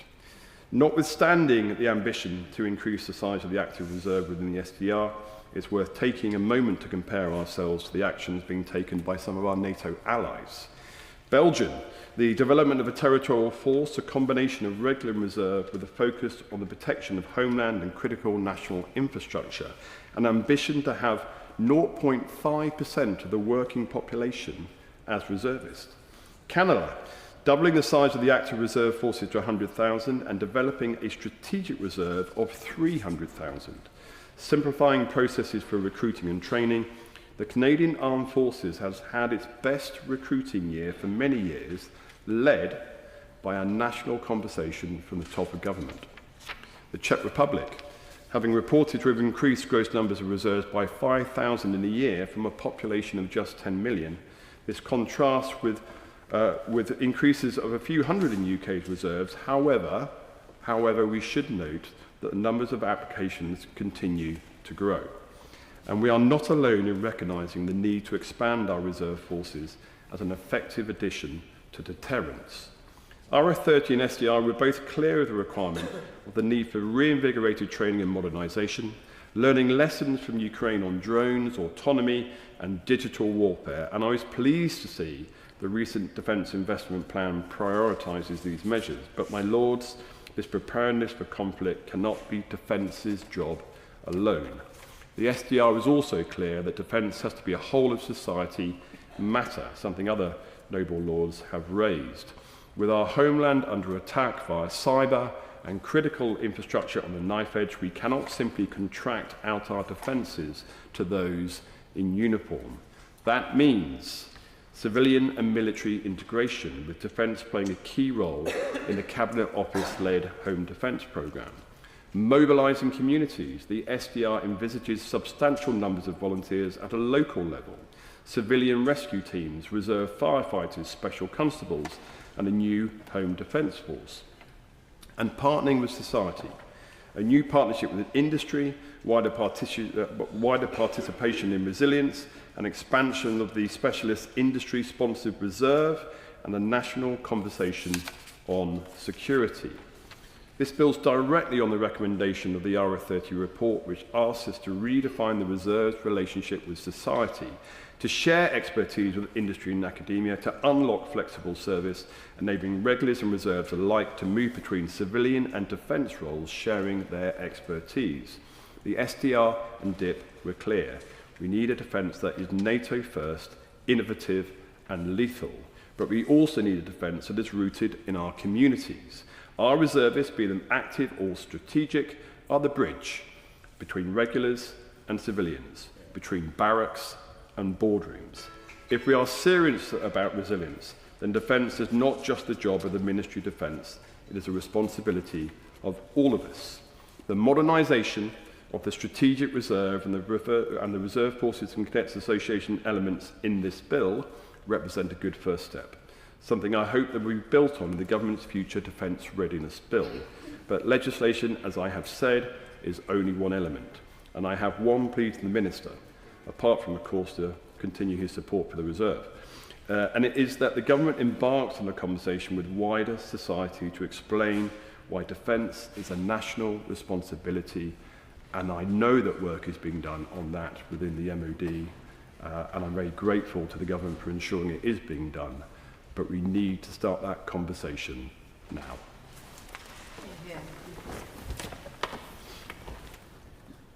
My Lords, it's somewhat daunting to follow my noble friend Lord Lancaster of Kimbolton. He certainly knows what he's talking about. My Lords, we have to talk about money. It is the critical lifeblood of our armed forces and their effectiveness. This Labour administration is totally failing to recognise fully its financial responsibilities for the defence of the realm. My Lords, we are on a collision course with a Russia that's on a war footing. The threats aren't imaginary, they are real. And yet the current Labour administration is intent on sleepwalking into a really critical situation for want of mobilising the immediately necessary and substantial funding to keep our country safe. Yes, the UK is extremely vulnerable and exposed at this time, not least because of the very substantial underinvestment in our nuclear submarine capability. The Strategic Defence Review made it abundantly clear, as to the scale of the increased investment in defence capabilities that is needed. The Defence Investment Plan has quantified the requirement at $28 billion over the next 4 years. The reality is that the current Labour administration has prevaricated and procrastinated until very late and very rushed, coming up with a financial commitment of just $15 billion over 4 years, but very substantially sourced by as yet unidentified cost savings. My Lords, this is just far too little and far too late. Defence expenditure rising in 2030 to just 2.7% of GDP, far short of the 3% committed by the Prime Minister to our NATO allies. No wonder that John Healey, until recently Secretary of State for Defence, resigned because, in his words, the proposed level of spending falls well short of what is required for defence and the country at this dangerous time. So Prime Minister Starmer goes to the NATO summit this week as a derided lame duck, an ignominious ending to his disastrous term in office. His weakness will hugely upset our European NATO partners, but will enrage President Trump, whose ire will no doubt manifest itself in other ways of significant damage to the UK and our trading relationships with the USA. Starmer has surely smashed the special relationship. It will take a very long time for trust and confidence to rebuild.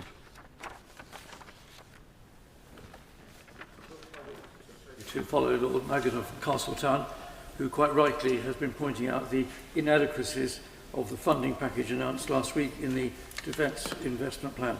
However, that is not what I wish to talk about this afternoon, my Lords.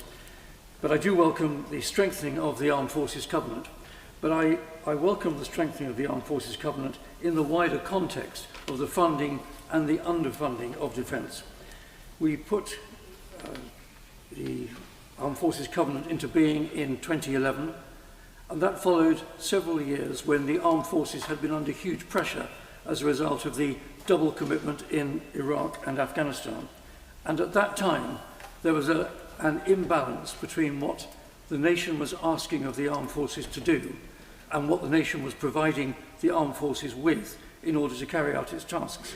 And that unbalance became translated into what we now have as the Armed Forces Covenant.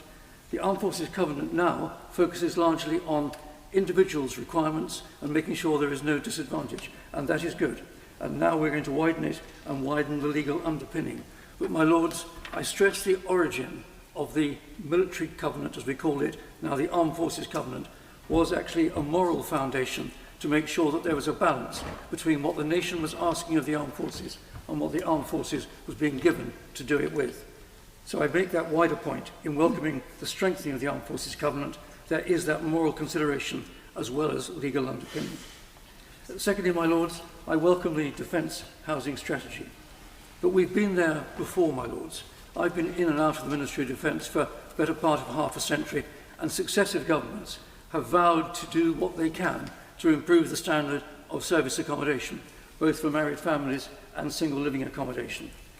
And they've identified money to be put to one side specifically to improve that. But time and again, those funds, those pots of funds, have been raided when other priorities were deemed to be higher. The question I asked the Noble Lord the Minister this time in the context of the underfunding of the Defence Investment Plan is, do we have a commitment that the money that's being ring-fenced for the housing strategy will itself be preserved and used for the purpose in which it's been identified? Third, I welcome the reference in the bill to a Veterans Commissioner for England. Such commissions exist in Wales, Scotland and Northern Ireland, but there is no commissioner yet for England. Some 20 years ago, with a previous government, one argued hard that there should be such a commissioner. The government of the day said there shouldn't. Well, the same party is now in power.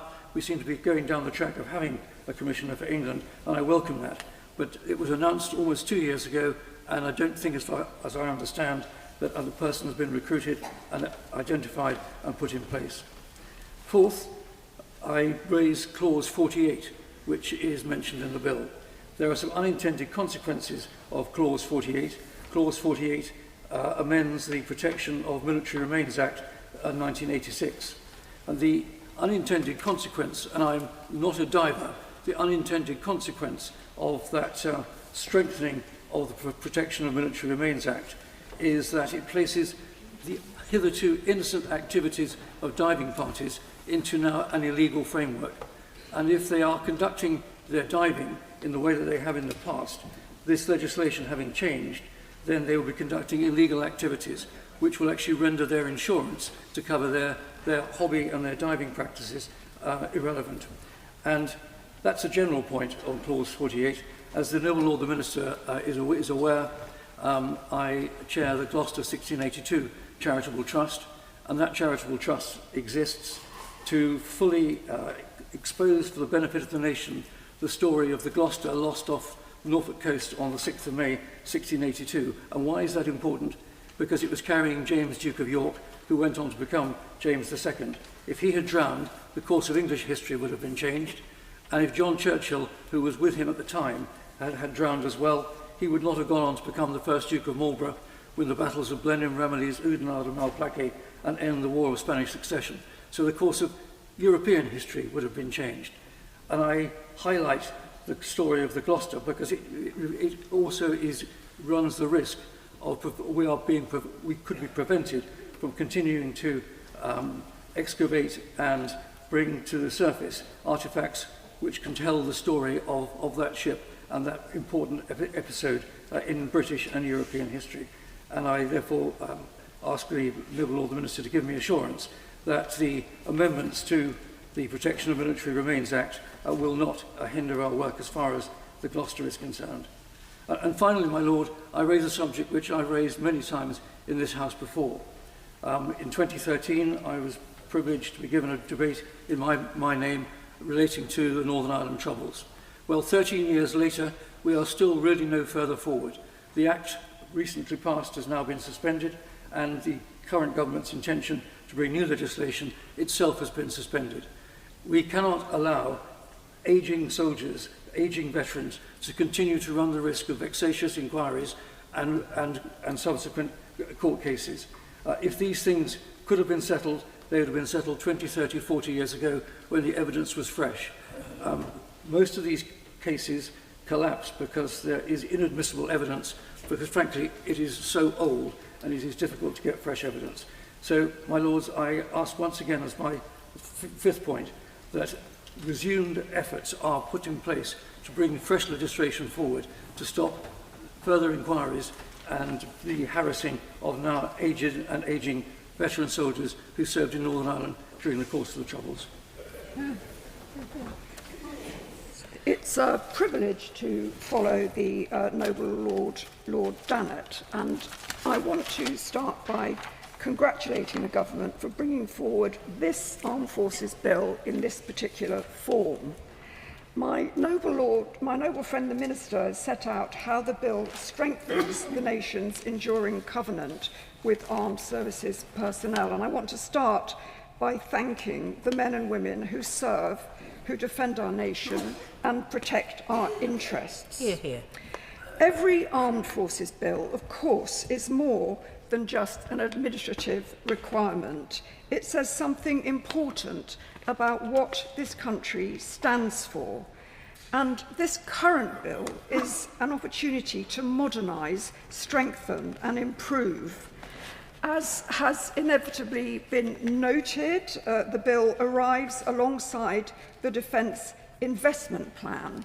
And whatever the level of noise around that plan, there is no denying that this government has already shown it's prepared to make hard choices to invest in defence, and there must be even more even harder choices to come. But meanwhile, against a background of growing global instability, the government is acting decisively, with money attached, to begin to shore up our defence capabilities to meet present and future external threats. Fundamentally, this bill is about the people who defend us, and I hope that one of its effects will be to help with recruitment, retention and morale. The bill builds on the big pay increases, better housing, expanded childcare and the more flexible offer of service that the government has already brought in. And as my noble friend the Minister detailed in his introduction, the bill deepens the legal force of the Covenant, stretches obligations across government, improves the service justice system with better protection for victims, and several noble lords have made reference to the new Defence Housing Service, backed by £9 billion over the next decade. My lords, we can't honourably carry on expecting people to go off to risk their lives if they don't have a decent home. Like many other noble lords, I take every opportunity I get to encourage young people to consider joining the armed services.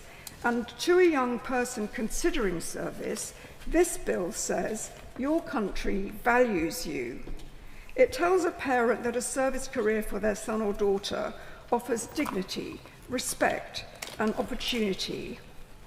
And on the subject of recruitment, the Defence Investment Plan promises investment in the first 4 years, then an expansion of the regular workforce, including increasing the size of the Army. And I'd like to take this opportunity to ask my noble friend, the Minister, how progress on this will be tracked and reported. The investment plan also signals a £4.2 billion spend on the reserves to the end of the decade, and like other noble lords, particularly the noble Lord Lancaster, I want to focus on the reserves. There is a reason why around 12,000 employers across the United Kingdom have now signed the Covenant. They will tell you they recognise both their duty to support those who serve and the real benefits reservists bring into civilian employment. The British Chambers of Commerce, for example, signed the Covenant 5 years ago, and it uses its voice to encourage chambers and the broader business community to do the same. Over half of UK accredited Chambers of Commerce are signed up, and all of these signatories actively support the armed forces, including encouraging member employers to take on reservists and give them the particular support they need. The BCC and other employers regard this as an active and mutually beneficial partnership, particularly as businesses are up against skills shortages, and the benefits of this flow in both directions. Employing reservists give employers access to skilled staff and to skills training that they'd otherwise have to pay for themselves. Organisations gain crisis-capable staff with leadership skills and sound judgment. For the armed forces, civilian employers provide the flexibility and support that make reserve service viable. And there are wider economy advantages. Employing reserves sustains a two-way flow of skills between the military and civilian sectors. For example, in engineering skills, logistics, cyber, and healthcare. A reservist cyber specialist may bring cutting-edge commercial knowledge into a defence company, for example. A reservist military engineer may return to industry with world-class leadership experience. And a reservist medic strengthens both military readiness and civilian resilience. And it isn't just private sector employers who testify to this. For example, the NHS Employers reports that reservists in NHS trusts bring emergency decision-making, leadership confidence, problem-solving, resilience under operational pressure. One NHS trust recently described reservists as improving workforce capability daily, particularly in acute and emergency settings. And that matters because healthcare is one of the clearest civilian environments where crisis management skills transfer directly. And reservists themselves report using the skills they get from military service in civilian jobs, as we saw in the 2024 Tri-Services Reserves Continuous Attitude Survey. So, I take this opportunity to invite the Minister to consider what more the government can do to encourage more employers to take on reservists. It is, of course, the strategic reserve, as has already been said this afternoon, that is the bill's main target. And rightly so, it makes absolute sense to keep ex-service people on the books longer and make call-up easier. But I ask ministers not to underplay the active reserve, and I anticipate a positive response to this from my noble friend the Minister after what he's told us about his close family member, who is an active member of the reserve. There's, I acknowledge, a persistent low conversion rate among applicants to the reserve, and it takes constant effort to recruit, and it depends very much on employer support being sustained. But you get a positive payoff from investment in the active reserves. It creates a continually renewing source of capability. It gives the military access to live civilian skills, and it's a source of larger long-term mobilisation and deeper long-term resilience. The Defence Minister recently said in the other place that the MOD had taken urgent and targeted action to streamline and speed up volunteer reserves recruitment processes. And from next year, reserve recruiting will pass to the new Armed Forces recruiting system. So, in concluding, I join with other noble lords, notably Noble Lord Earl Minto, in asking, in the light of all of this, if my noble friend the Minister can tell the House when it will be possible to make progress on the SDR's ambition to increase the active reserve by 20% over time. Hear, hear, hear. My Lords, it's a pleasure to take part in this debate and welcome a number of noble lords who've said they are relatively new to engaging in military issues, something that I think your Lordship's House should encourage more of. In this age of geopolitical shocks, unlikely to reduce in intensity or frequency anytime soon, and direct, if undeclared, attacks on the UK, we need far more and broader engagement in security issues than has traditionally been the case. We need a realistic assessment of the level of armed forces that the UK population and economy can support, rather than seeking to find a place in the world beyond our capabilities, and a realistic assessment of the unstable diplomatic environment in which we operate. We know who our friends are, and we also need to know that those who have been our friends in the past may not be so in the future. We owe it to the armed forces, as the whole of society, to be brutally realistic about the circumstances we now find ourselves in. I begin by being positive. I welcome the Defence Housing Strategy and the creation of the Defence Housing Service, which, as the letter to us from Lord Coker put it, aims to put first the needs of forces personnel, veterans and their families. That will be a welcome change from the disastrous privatisation, one more disastrous privatisation of forces housing that, as the Financial Times summarised it, sparked multiple court actions and saddled the government with billions of pounds in rent and maintenance costs. When completing the Armed Forces Parliamentary Scheme a few years ago with the RAF, and I should perhaps declare now that I'm completing the RCDS International Security and Grand Strategy course, The issue of forces housing was raised with us perhaps most often as we spoke with forces personnel, and it is undoubtedly going to take a great deal more in costs and attention to repair. I note the amendment in the other place on ensuring consistent investment and support on the face of the bill for forces housing, and I think that is certainly worthy of your Lordship's consideration. I also welcome the improved attention to the Armed Forces Covenant and victim support, particularly for women and girls. And I was interested in the issue raised by the Right Reverend Prelate, not currently in his place, the technical issue about the treatment of domestic abuse cases that I certainly think deserves more examination.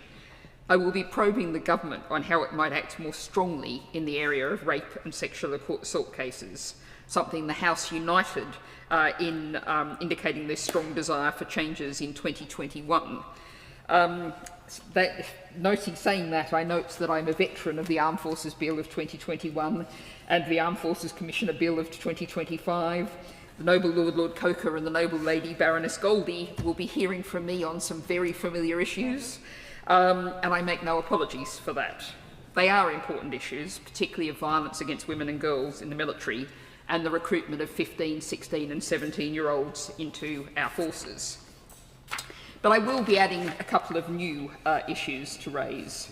Now, the long title of the bill includes to make provision about visiting forces. I note that in the other place, Green MPs supported what was a new clause 4, which probably comes under that provision, and I will be happy to work on that here. But I want to raise a new issue now and pursue at later stages, one that I've also raised by way of written question. It is that of foreign personnel based or visiting here who commit crimes. It is raised through an excellent job of reporting by The Guardian, which it deserves to be commended for, by the case of Jacob Wolfson, who strangled in his apartment in Cambridge a British woman he met online. This case was allowed to be tried at Air Base Court Martial, US Air Base Court Martial, instead of facing UK justice.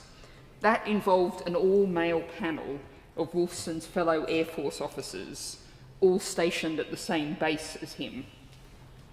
The victim described the hearing as a degrading and distressing experience. She said that the system, which was unfamiliar to her, picked me up, chewed me out. I want to see if we can use this bill to prevent any similar cases in future.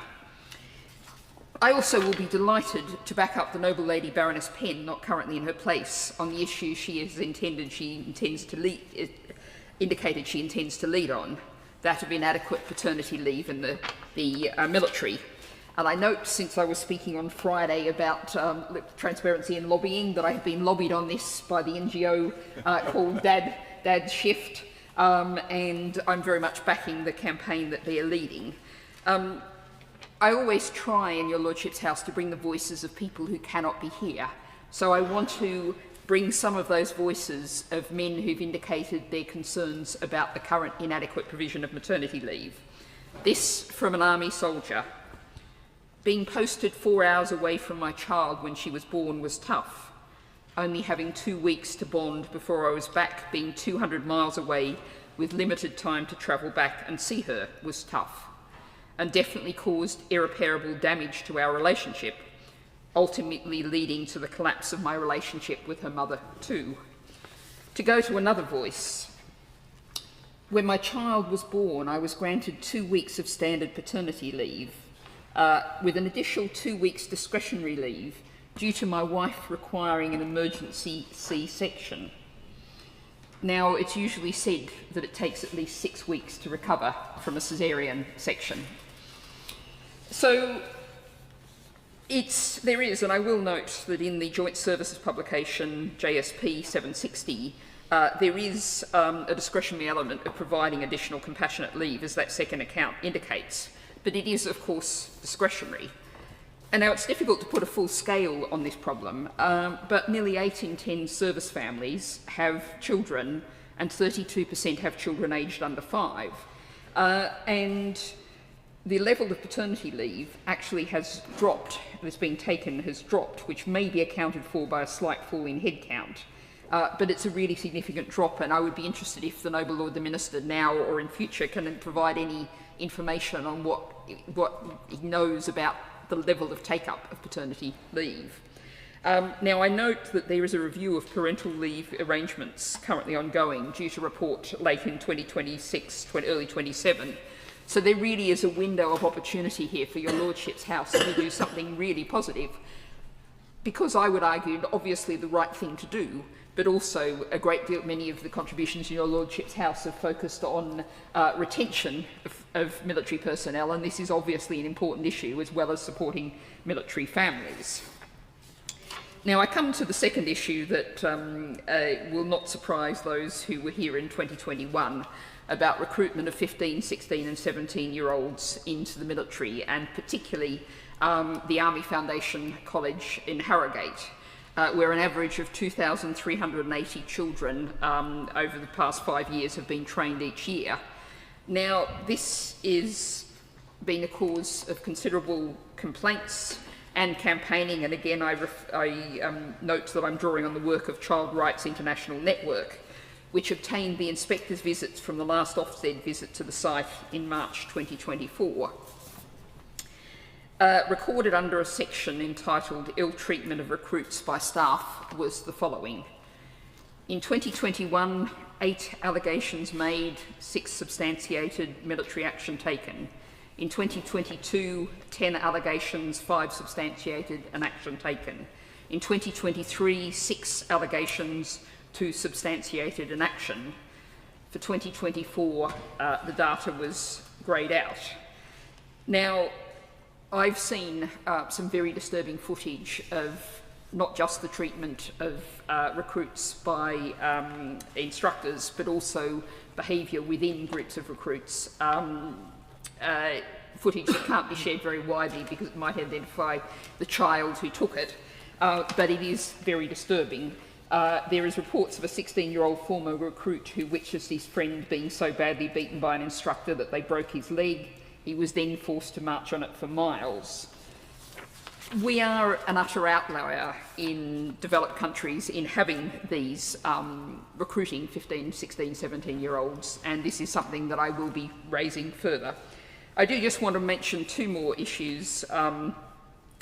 One is that the Wiltshire Police investigation of sexual abuse during military examinations, which has been ongoing for some time and dates back from the 1970s up to 2016 at different locations across the UK. I wonder if the Noble Lord the Minister can either update us now, or I will understand entirely if he wishes to do it in writing, on how that inquiry is proceeding. There's a great many people with cause for concern and would like to know what's happening with that.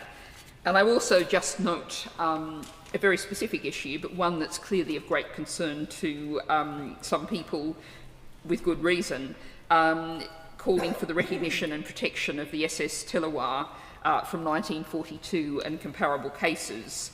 And this is identifying a statutory framework gap governing maritime war graves. Perhaps, again, the Noble Lord the Minister might like to write to me about that, or I realise it's a fairly technical issue, but it's one that we'll be raising in future. My Lords, like others, I start by welcoming this Armed Forces Bill. There are many measures that we've identified this afternoon within it that are in urgent need of our attention, such as the provisions to ensure service personnel and their families have access to quality housing, and the intention to modernise and strengthen our reserve forces, particularly the inclusion of support for employers, for example. I declare an interest. I have a daughter who is a serving reserve officer in the very unit that the Noble Lord Wallace of Saltaire mentioned in the Scots Guards, London Scottish. Yes. So I also welcome the desire to place the Armed Forces Covenant fully into law. The bill rightly recognises that our duty to those who serve must not end with warm words, but must be reflected in legislation and public policy. However, in some areas, I do wish the government would go further. The measures in this bill, extending the recall liability and easing the transfer from regulars to the reserves, focus, as others have identified, on the strategic reserves. And if we are really going to adopt a whole defence approach and increase the active reserve by 20%, then we need to be much smarter about who we've got, what skills they bring, and how we attract, train and retain people within all of the volunteers' reserve forces. The MOD does not manage or track total spending on reserve forces, and answers to written questions in the other place show that the MOD has no idea as to the makeup and skill set of the reserve forces. So, my lords, would not the suggestions from my noble friend Lord Lancaster of Kimbolton to focus on digital data solutions be something that would be basic low-hanging fruit information that the government should ensure it resolves as a first step? I too, along with others, look forward to the Minister explaining how else the government plans to deliver on expanding the pool of reserves. Should this bill be confined only to changing the length and age limits for recalling personnel? What about tackling the less favourable treatment of reservists regarding pension access and calculation of daily rates of pay, and addressing the conclusions of the 2024 Employment Tribunal ruling? Will he commit to supporting my noble friend Lord Lancaster to implement the recommendations of RF30, or perhaps the suggestions for tax incentives for reservists made earlier by my noble friend Al Minto? But, my lords, there is another area where this bill suffers from a glaring omission. There are a group of people who wear uniform with pride, who are described by the noble Lord the Minister himself as essential and a unique asset to government. They participate in military operations, in contested environments, in direct support of the UK's national security. Their personnel spend months away from their families. They can be exposed to missile threats, hostile actors, and escalating regional tensions. They accept restrictions on their freedoms. They may suffer the same psychological impacts of operational deployment as others in our armed forces. Yet, when they return home, they do not enjoy the same recognition under the Armed Forces Covenant because they are classified as civilian employees. I am, my lords, referring to the Royal Fleet Auxiliary, the RFA, who, because they are employed as members of the civil service, the Armed Forces Covenant and the provisions within this bill do not extend to them. The Royal Fleet Auxiliary is not a commercial shipping company. It is a uniformed fleet owned by the Ministry of Defence, operating under naval command, crewed by people who volunteer to deploy wherever the Royal Navy is sent. Without them, carrier strike groups do not remain at sea. Amphibious operations cannot be sustained. NATO task groups cannot remain on station. They are not merely supporting defence, they are part of defence. RFA Tide Force has recently been participating in maritime security operations in European waters, working with NATO forces and Royal Navy warships, including tracking, intercepting and seizing Russian Shadow Fleet oil tankers. Right now, the crew of the RFA Lyme Bay are deployed in the Middle East. Repurposed as a specialist mothership for autonomous mine hunting, the vessel carries advanced underwater drones, uncrewed surface vessels and specialist mine warfare and diving personnel. The 60 or so ships company who run RFA Lyme Bay were trained and tested thoroughly alongside the embarked forces who provide the mine warfare expertise before deployment. And with the destroyer HMS Dragon, RFA Lyme Bay will play a central role in any future multinational effort to safeguard the freedom of navigation in the Straits of Hormuz. These RFA personnel have trained, are now deployed and are operating right now in one of the most volatile places on the planet. And yet when they return home, they and their families will not be covered by the Armed Forces Covenant.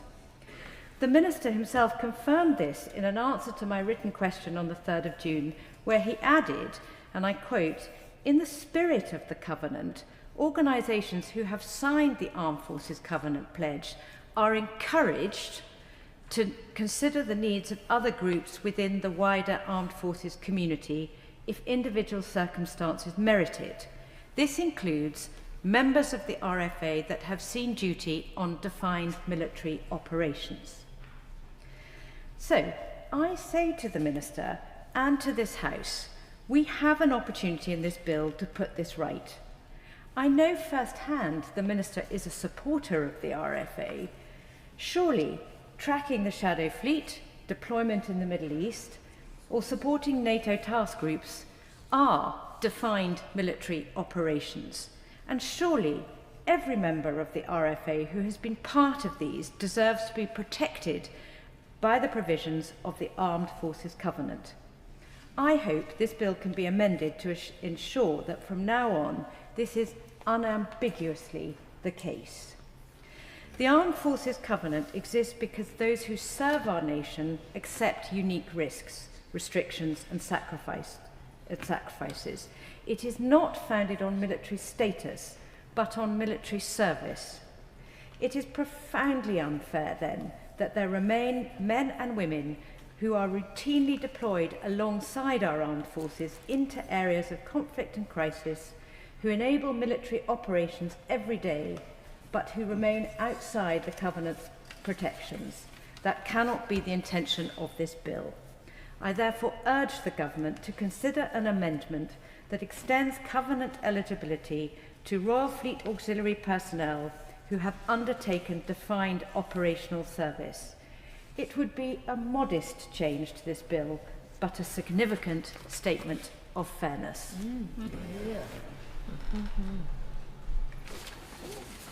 I'm delighted to speak after Baroness Fraser. And I should say, my lords, I'm an army brat.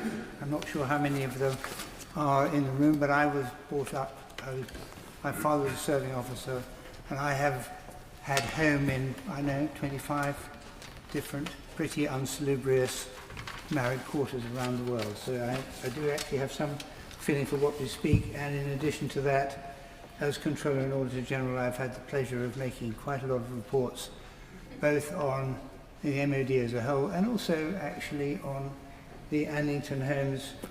I think deal is probably the most neutral expression I can use about it. What I am clear about is that we owe a massive debt to the armed forces, and it's not easy to pay it off actually, because it requires seeing them integrate into society in a comfortable way, and it's often very difficult for them, quite painful, and not always successful, to be honest. So I think we need to recognise we have responsibility for a lot of people who have been deeply embedded in major institutions for long periods of time, and then are coming out of that and trying to live what we would, I guess, call a normal life. They need help when they're doing that, and we have if we're not responsible, then I don't know who is.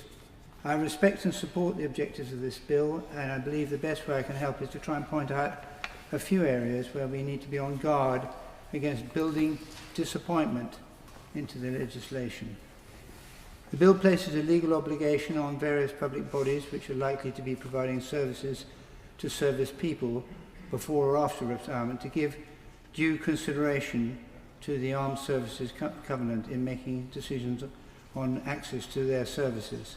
This is positive, but it's important to remember that local authorities have a wide range of services which they are legally obligated to provide to their residents, as do health providers. There's a significant difference between a legal obligation to give due consideration, which could be satisfied by having a minuted discussion, and an obligation to provide a service where residents can and do quite frequently seek judicial review to enforce provision of services. I suspect that many local authorities feel they're under heavy financial pressure already and struggle to meet their existing statutory obligations, so that the obligation to consider the covenant may sometimes produce disappointing results for people who've been believing that they're walking forward with the Armed Forces Covenant in their hand, expecting to have a very fulsome response. It may be very difficult for local authorities to do that. While local authorities may be able to seek relief under the new burdens rules, most applications of this relief are intended to provide transitional cover only. So the burden lasts for a lot longer than the relief does, generally speaking. Notwithstanding the fact that some service providers support champions to assist forces people to find their way to make it into what may be available to them, it may be worthwhile to consider an independent professional advocacy service modelled on the Ombudsman and with Ombudsman-style authority and ability to command witnesses. I think that would provide a much more effective and wider enforcement of their rights, or at least making sure that when we're saying due consideration, that really means something. And I think having an authoritative voice at the table might help a great deal.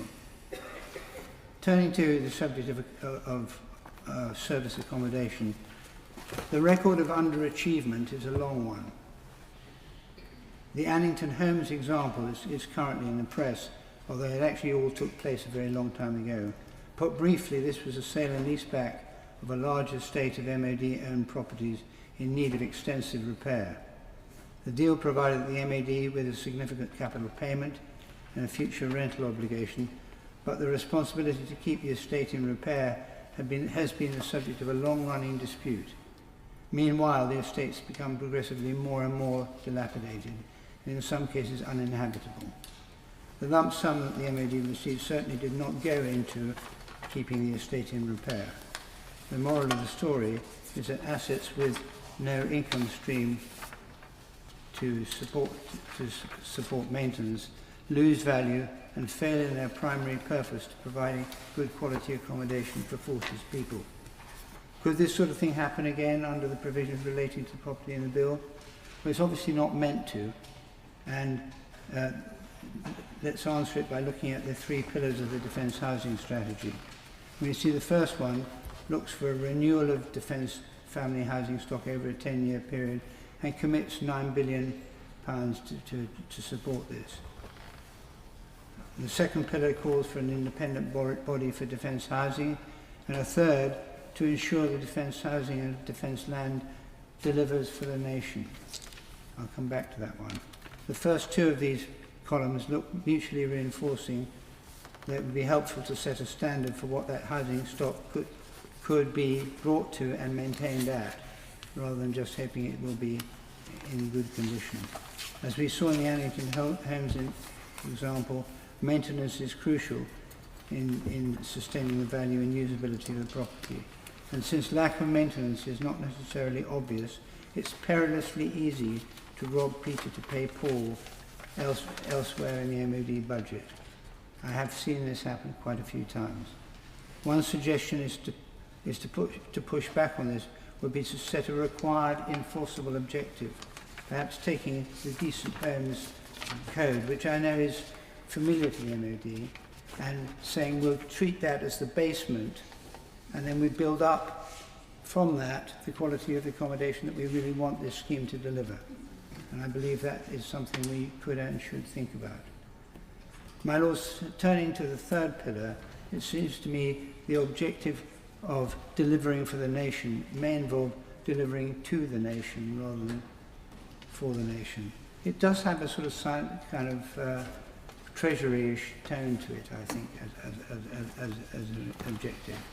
It seems to me that the pressure to generate substantial funding and to assist in the pursuit of the national house building targets and other wider policy objectives could become a very powerful driver. However, this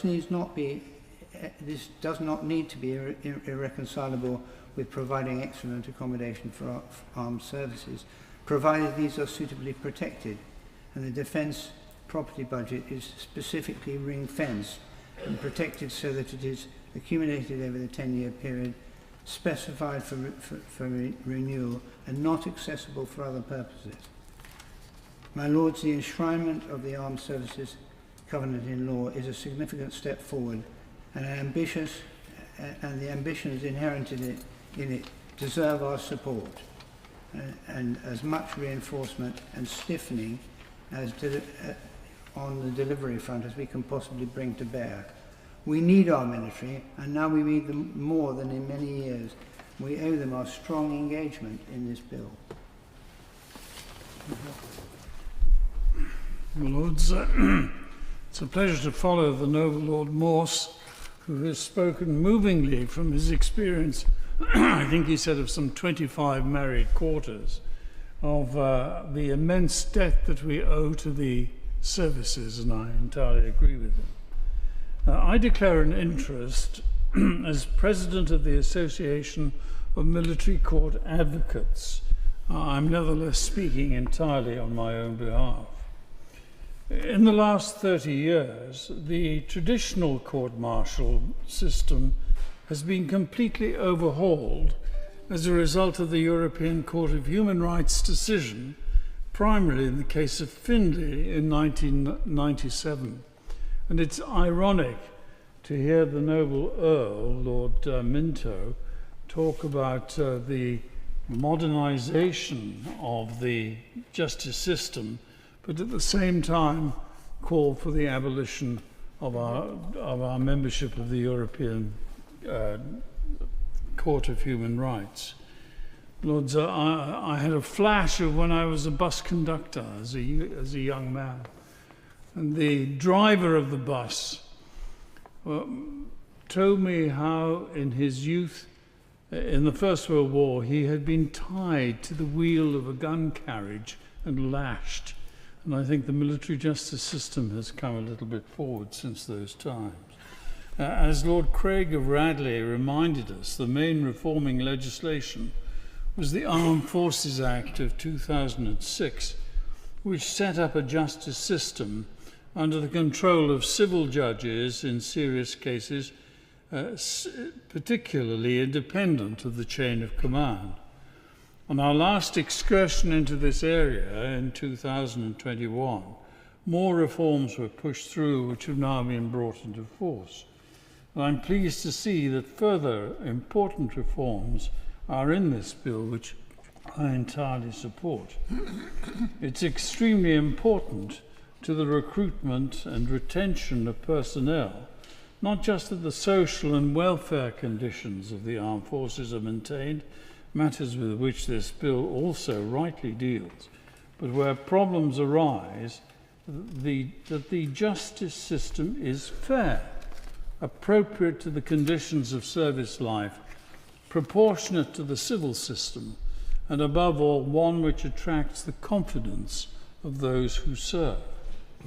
The one particular area which has given rise to controversy is that of sexual and harassment offences, where although there's been a great deal of improvement in the investigation and support services, there remains a need for vigilance at all times.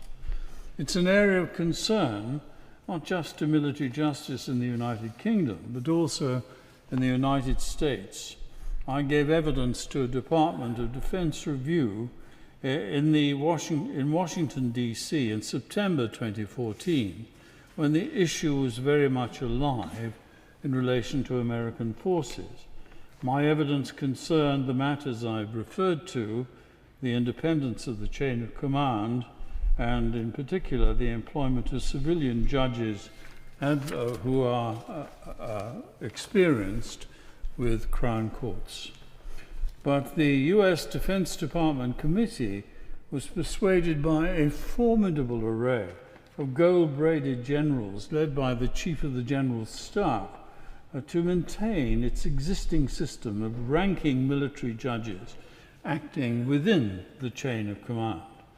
There are therefore significant procedural differences between British and US courts martial, which have an impact on US forces stationed in this country. And I'm grateful to my noble friend, Baroness Brinton, for raising the case of Captain Jacob Wolfson, which was referred to last week. Your Lordships will recall that this was a sexual attack by an off-duty US pilot upon a British lady in civilian accommodation in the city of Cambridge. That offence in 2023 gave rise to concurrent jurisdiction between the British and US authorities. Prima facie, where an offence against by an off-duty American serviceman against a British civilian takes place outside the ambit of an American base, the appropriate investigation should be by UK police, and the prosecution should be brought in our own Crown courts. But what happened in this case was that the Cambridgeshire police waived jurisdiction, and the trial took place by court-martial before a US military judge and a convened panel in the Lakenheath base. It's undoubtedly the case that without any of the measures we have developed to protect the victim as a witness, the attack in this case upon the lady's character by a US defence attorney went far beyond what would be permitted in a UK Crown Court. Captain Wilson was acquitted of a rape-type charge, but convicted of strangulation, something which he admitted had happened in the course of their encounter. In accordance with the practice at that time, sentence on him was determined by the lay panel of fellow officers at the US base, and he received 6 months' detention in a commodious detention facility on the camp. He was also dismissed from the service. Well, two issues arise. First, jurisdiction. On what basis did the Cambridgeshire police hand the case over to the US military police for investigation? There are unpublished agreements, the details of which we know nothing, between the Attorneys General of the United States and the UK. Will the government undertake to publish those agreements in the interests of transparency? Should there not be a register kept of decisions made by UK authorities to waive jurisdiction, which would set out in writing the reasons for such waivers, whether by the police or the CPS or the Director of Public or Service Prosecutions? This would inform the public and enable a victim to challenge such decisions by way of judicial review if the quality of justice were at risk. Secondly, sentencing. In this country, the sentence is determined by the board sitting with a judge advocate who advises the members on the law and the scale of sentence recommended by the Sentencing Council for a particular offence. In the event of an equality of votes by the members of the board, the judge advocate has a casting vote. I've argued in the last two armed forces bills that in the modern era, the judge advocate in the UK system should sentence alone on the basis that the exercise of sentencing is today highly technical and beyond the competence and experience of the members of the board, who, unlike magistrates, have no training and have probably never been in court before and are unlikely to be there again. This sensible reform has always been resisted on the basis that the board of senior officers and NCOs have military experience valuable for assessing the just penalty. And that's a view that has been supported elsewhere. But I would argue that a judge advocate sitting in courts martial on a daily basis has more than adequate experience of the military world. The wholly inadequate sentence passed in the Wilson case shows what can happen when sentencing is left to amateurs. In the US system, the military judge's role, in accordance with the practice then in force, was limited merely to indicating to the panel the maximum and minimum levels of sentencing.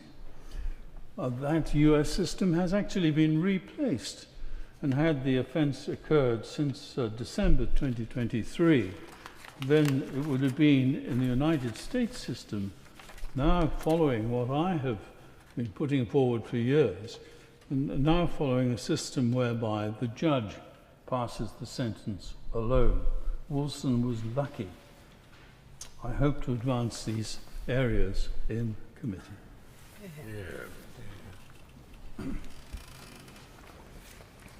My Lords, it's a pleasure to follow the noble and learned Lord Thomas of Gresford. I'd like to take this opportunity to thank all those who have served and their families. because this bill is about more than just military law. It's about the promise we make to those who serve our country and to their families, that their service and sacrifice will be recognised not only while they serve, but long after their military service has ended. Our armed forces do not serve alone. Their families also make sacrifices in support of that service. I welcome this bill, in particular, the measures to strengthen the Armed Forces Covenant. My own experiences have shown me why these issues matter so deeply. Earlier in my career, while working at JP Morgan Chase, I had the privilege of managing a colleague who had served in the Royal Engineers. He brought with him not only highly transferable skills, but also professionalism, teamwork, and a good sense of humour and a can-do attitude that benefited everyone around him. His military experience enriched our workplace and demonstrated the enormous value that veterans can bring to employers across every sector. My work as a counsellor gave me a different perspective. I helped a veteran who was experiencing serious housing difficulties in the private rented sector. Despite those challenges, he continued working as a bus driver, supporting his family, which included a severely disabled child, while completing a law degree and then a master's in law. Today, he is a practicing solicitor. His journey demonstrates the grit, determination and resilience that so many who have served continue to show in civilian life. It also reinforced my belief that our duty to those who serve does not end when the military service ends. Veterans leave the armed forces with the qualities to continue to make significant contributions to our communities and to our country. They deserve not only our gratitude, but our continued support and the opportunity to fulfil their potential in civilian life. For that reason, one issue that particularly resonates with me is ensuring that the Armed Forces Covenant is delivered consistently across every local authority and public service, as well as private sector. The promise we make to those who serve should not depend on where they happen to live. The Covenant must not simply be a statement of intent or a legal obligation. It must become a practical reality in every community across the United Kingdom. We should also do more to support veterans as they transition into civilian life. Veterans bring a wealth of expertise and transferable skills that strengthens our workplace, our public services, our economy. We should encourage employers and organisations across the public, private and voluntary sectors to recognise these qualities that veterans bring and the values their skills and expertise can add to their organisations. Many people have little direct experience with military service or the armed forces community. That makes it all the more important that we strengthen public understanding of the contributions made by our armed forces. Greater awareness helps foster respect for those who serve and encourages future generations to consider a career in the armed forces.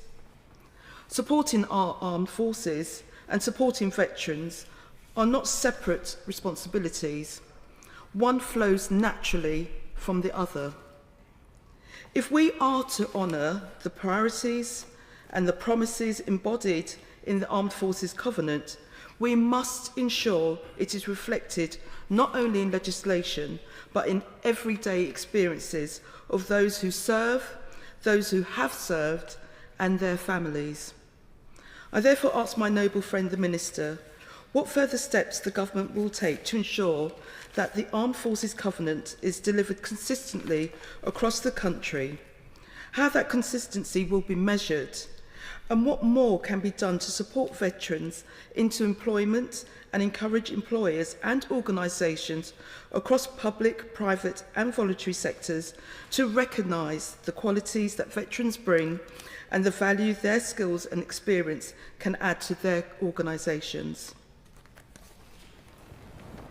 My Lords, the Armed Forces Bill before the House comes at a very important time in the history of our nation.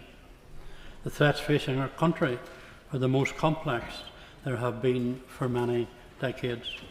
War continues to rage in Ukraine, which is a reminder that our country's defence can't be taken for granted.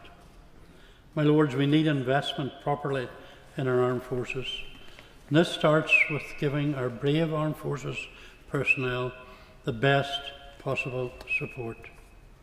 My Lords, there is much in the bill to welcome. The creation of new Defence Housing Service is long overdue. Steps improving the unacceptable standard of military accommodation that too many service families have endured for years. Good quality housing is fundamental to keeping up good morale, giving our armed forces a place they can call home during active service. Changes also to our reserve forces to expand. Likewise, the reforms to the Service Justice Scheme should improve efficiency and confidence that cases are dealt with fairly and transparently.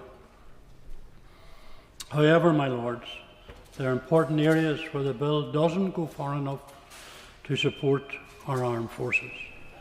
Most concerning, the protections in the Armed Forces Covenant do not apply to every corner of the country. The bill proposes to strengthen the commitment to our armed forces by extending the statutory duties under the Covenant to devolved and local governments across this United Kingdom. My Lords, the intentions behind this are good, but it's simply unacceptable that the bill as currently drafted will potentially leave an opt-out for councils in Northern Ireland. My Lords, this risks creating a situation where veterans, serving personnel and their families receive different levels of support based simply on where they happen to live. As we know, in Northern Ireland there are local councils which are controlled by parties who have pursued a political campaign against those who have served the Crown. My Lords, it's simply unacceptable that a veteran in Northern Ireland can have less access to the support protected by the Covenant than a veteran in Scotland or Cardiff. Unfortunately, this is part of a wider pattern of inconsistencies in the government's approach to veterans' rights when it comes to Northern Ireland. The former Armed Forces Minister, in his recent resignation, highlighted the lack of protection for veterans in Northern Ireland as one reason why he could no longer serve in government. Many veterans of Operation Banner feel that the government's troubled bill does not provide the necessary protection for fictitious claims and legacy investigations. While transparency and the rule of law must always be upheld, many feel that the current legacy framework does not take into account the extraordinary difficult circumstances that our security forces faced in the line of duty, and it leaves the door open to endless cycles of investigations, even where no evidence exists.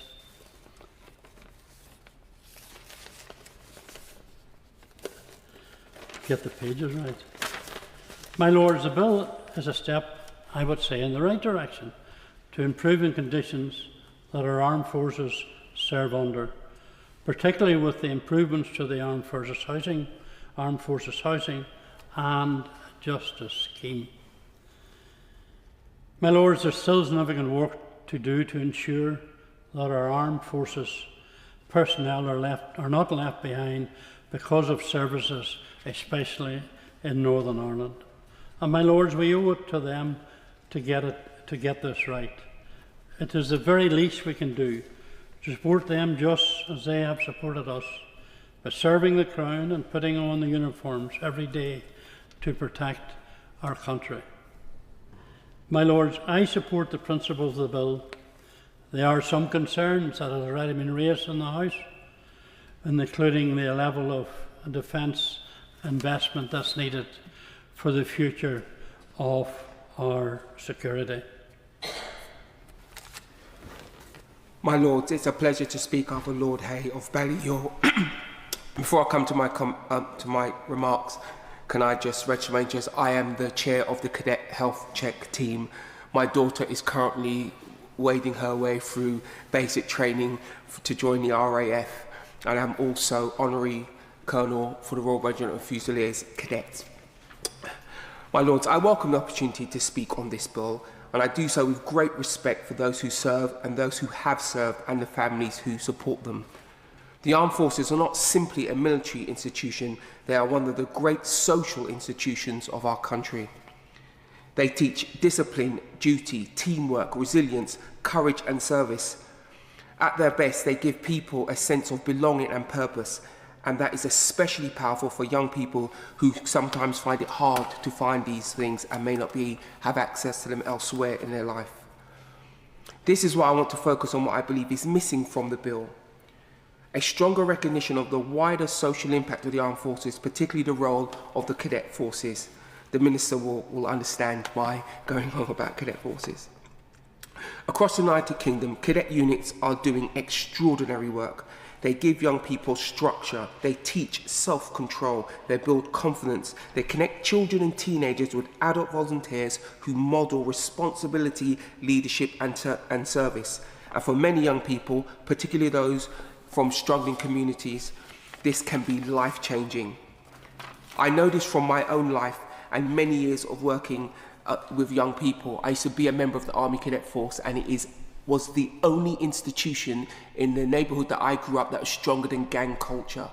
I can point to the day that the Army Cadets saved me from going to jail, and is why I stand in front of you today.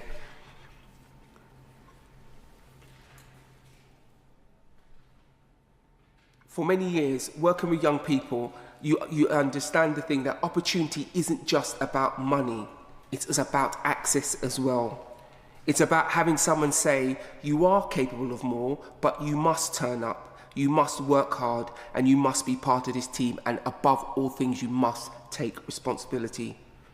This is what the cadet movement does every week. Yet too often, cadets are treated as a nice extra rather than a serious national asset. This bill rightly deals with the Armed Forces Covenant, with service family housing, veterans and the justice system, but it does not go far enough in recognising the role of the armed forces in strengthening society itself. So I'd like to ask the government to look again at this bill and what it could do for cadets. First, we need a clear duty to support the growth of the cadet units, and I know that the government is doing this work, but this bill was an opportunity to lay it down to make sure it continues to keep going, and supported by long-term funding as well. Especially in poorer areas of communities where young people would really appreciate and benefit from this access because they don't have much structured youth provision. Secondly, we need proper reporting to Parliament on cadet numbers, waiting lists, adult volunteers, facilities and funding.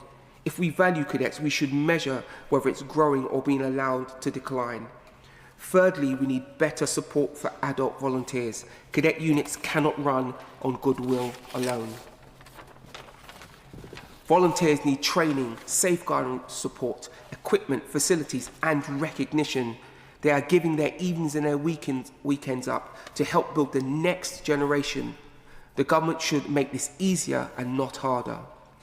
Fourthly, we should place cadets more clearly within the Armed Forces Covenant. The Covenant should not only speak for those who have served or who are now serving, it should also recognise the pipeline of service, citizenship and leadership that cadets help to create.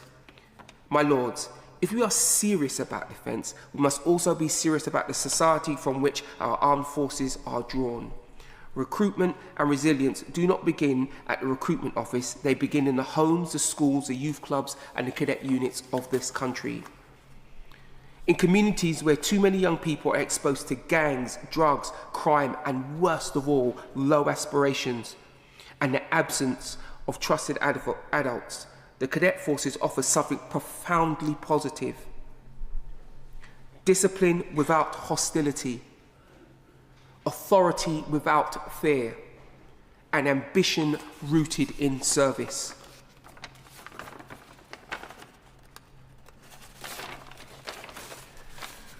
That is a social good, it is a national good, and it deserves to be recognised in this bill.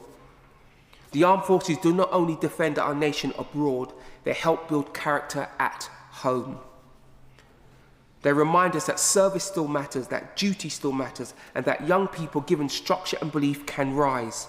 This bill is an opportunity not only to support those who serve today and have served in the past, but to invest in those who may serve tomorrow, whether it be in uniform, in public service, in our communities, or simply as stronger, more responsible citizens. I hope the government takes this responsibility. I declare my interest as an honorary officer in the Royal Naval Reserve and as chair of the Armed Forces Parliamentary Trust.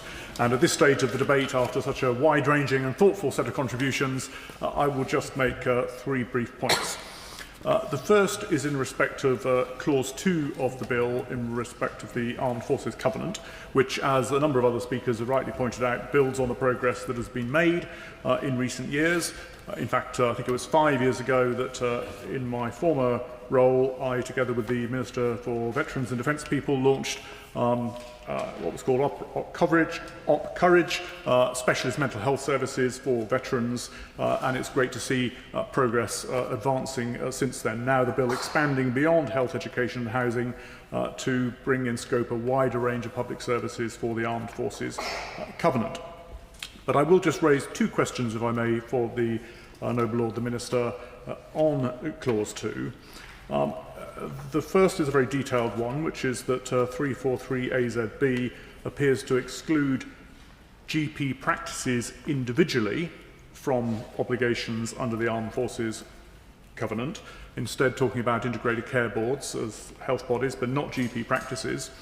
And then he will also be aware that the Royal British Legion have argued that the bill does not explicitly list non-departmental public bodies such as HMRC or HM Prisons and Probation Service. So can the Minister say whether he regards those as being in scope for the provisions of this bill, or whether that is a lacuna, as the Royal British Legion appear to believe? As well as scope, can we also just hear a little more about practical impact, a question that Lord Craig of Radley, Lady Lane Fox, Lord Morse have all raised about the bite that the due regard requirement will actually have. I suspect in practice it will only be when the government issues new guidance, as they intend to do, to identify the practical steps that these wide range of public services should take, that we will actually see whether or not due regard does or doesn't in practice have any impact. Can you tell us when that guidance will emerge and how granular it will be? So that was the first point on Clause 2. Secondly, on Clause 4, where the bill contains new powers to prevent and respond to drone attacks on defence. On its own terms, these provisions make great sense, but I do wonder if perhaps the powers are too circumscribed and hemmed in. Is there, for example, an opportunity to use this bill to create a more permissive and expansive maritime statutory framework for testing and training of military uncrewed vehicles above and beyond the specific cases that are identified here? How are the measures here going to be synced up with the government's Regulating for Growth bill, with its proposed regulatory sandbox for maritime autonomy? And how does the government think about the interface between the defence and the civilian aspects of drone testing and training in UK territorial waters?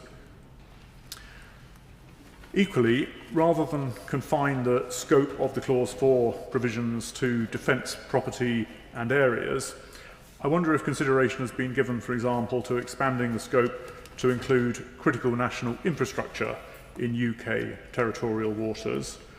And if not, can the Minister confirm that it's the Government's view that no new legal authority is required to do that, or is it instead that they're waiting for the Defence Readiness Bill to provide the statutory vehicle for that set of measures? The Defence Investment Plan has £330 million of new investment earmarked for critical underwater infrastructure protection.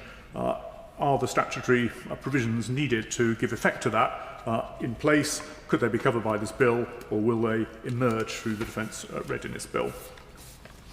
And then thirdly, as a number of other speakers have said, there is obviously a read across between the Armed Forces Bill and the Defence Investment Plan. And like other speakers, while I think noting the concerns around the funding of the DIP, nevertheless, many of the commitments that the DIP makes are in fact to be welcomed. Confirmation of support for major capabilities, including Defence Nuclear, AUKUS and GCAP. But it has to be said that far and away the boldest and most radical aspect of the DIP is the rapid move to a hybrid navy and increasingly integrated with other northern navies from jet nations. The biggest bet there is on a networked mix of sensors, effectors and deciders as a sort of radical new force design for maritime air defence system intended by 2035 to replace the Type 45s and in lieu of the previously proposed Type 83s.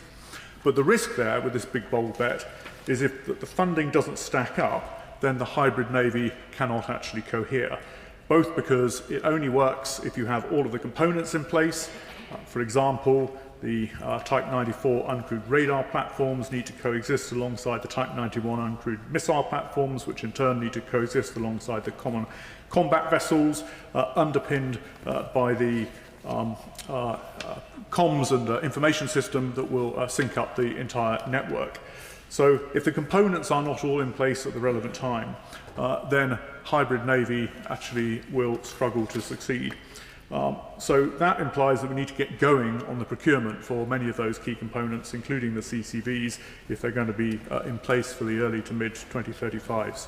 So can the Noble Lord, the Minister, tell us when the procurement for that aspect of the hybrid navy will begin? Because looking at the financial environment facing defence over the next 3 to 4 years, I think the pressures are real. The Ardell uplift for defence, I think, is only 2.9 billion in total by 29-30 compared to 26-27, which is a really miserly real terms increase. And people inside defence talk about the fact that probably the revenue position is something of a bloodbath over the next several years, which will have a big impact on current operations and other capabilities. And in any event, that revenue uplift is more than offset by the so-called lower maturity, i.e. unidentified efficiency gaps that outweigh that funding between now and the end of this Parliament. And then perhaps most depressingly of all, for those of you who got to the end of the otherwise excellent DIP, on the very last page of text, page 78, you'll see that no doubt at the behest of the Treasury, sort of a big asterisk has been inserted saying terms and conditions apply. And I'll just quote to you what some of those are. The investments described in this document do not constitute binding commitments. They are subject to affordability considerations. They may be reprioritised, deferred, rescoped or cancelled. Well, if the DIP is not fully and expeditiously implemented, all the good of the Armed Forces Bill that we're discussing here tonight will be for naught. My Lords, it's a pleasure to speak after the Noble Lord, Lord Stevens, who, as he said in his Declaration of Interests, is currently Chair of Trustees of the Armed Forces Parliamentary Trust, which runs the Armed Forces Parliamentary Scheme. I am currently a trustee, having attended all parts of the scheme, starting off in 2015 when Baroness Hodgson of Abinger and I were the only Lords, members of the Lords, who participated in the scheme. So people weren't quite sure what to do with members of the House of Lords on the scheme. They didn't quite know how the arrangements would work. Everything was thought through for members of the House of Commons. So I'm absolutely delighted today that we've heard from so many members of your Lordship's House who have participated or are participating in the Armed Forces Parliamentary Scheme. And that means we're hearing a range of different voices this evening, because the Right Reverend Prelate pointed out in his remarks that all that seems to have happened perhaps since the last Armed Forces Bill of 2021 is that the Noble Lady Baroness Goldie and the Noble Lord, Lord Coker, have swapped places. I haven't moved, and the Noble and Gallant Lord, Lord Craig of Radley, haven't moved. And yet, some of what I'm hearing from the opposition benches sounds quite similar to what I was hearing in 2021, and the responses that I suspect we're going to be hearing this evening from the Minister may sound quite similar as well. And in particular, that was the call from the Noble Lady Baroness Penn and the Noble and Gallant Lord, Lord Craig of Radley, for us to look again at the costs for those applying for indefinite leave to remain from service families. So, my lords, there are some perennial questions that we have been debating, some of us, for several years. And hopefully, the changing government might allow the Minister to give some slightly more positive answers, at least on some issues, even if he will have to go back and persuade his colleagues in the Home Office that actually supporting the families of those, and I assume we're talking primarily about the Nepalese, the Gurkhas who are here, then we actually owe them a duty as well. But, my lords, we're obviously here today to be talking primarily about the quinquennial Armed Forces Bill. Every year we have to renew our endorsement of having armed forces. And at times we have been in the Moses Room doing that as a statutory instrument where there are 4 members of your Lordship's House, the Noble Lord, Lord Coker, the Noble and Gallant Lord, Lord Craig of Radley, the Noble Lady Baroness Goldie, and me, plus some officials. So for the 5-year Armed Forces Bill, it is really important that we are seeing and hearing so many voices from across your Lordship's House engaging in a set of issues that matter so fundamentally at this time, precisely for the reasons that the Noble Lord, Lord Hay of Balliol, pointed out, that the position we're in 2026 is fundamentally different from the bill 5 years ago. And we can have all sorts of debates about whose fault it is that the armed forces are not sufficiently well funded. But the point is that in 2026, we all know that we need to invest more fully in the armed forces, that is a national concern, and the national conversation is beginning but doesn't go far enough. And yet, if every one of your lordships who has spoken in this debate, particularly those who don't come from a services background, actually go out and talk to their families and friends about what it is they've been doing when they've been out on the armed forces scheme, that begins to raise conversations beyond the echo chamber in which we normally are. Because, my lords, as we've heard from many noble lords this evening, it is vital that we have a conversation that looks to how we strengthen resilience. The particularly welcome aspect of the bill this year, as far as I'm concerned, is the expansion of the Armed Forces Covenant, because I have called on many occasions for the extension to His Majesty's government. And in the past, when the Conservatives were in government, there was very much a sense of, yes, we're committed to the covenant. It's really important. It's really important that health and education and other people deliver the covenant. To which the response from these benches was, no, it is vital that the whole country understands the covenant, but particularly that His Majesty's government takes on that responsibility. So in terms of the expansion of the scope of the covenant, that is clearly welcome. And yet, as we've heard from the Noble Lord, Lord Morse, the Noble Lady Baroness Dacres, and the Noble Lord, Lord Hay of Balliol, we need to look very carefully at some of the aspects of how the Armed Forces Covenant can be and will be expanded to local authorities.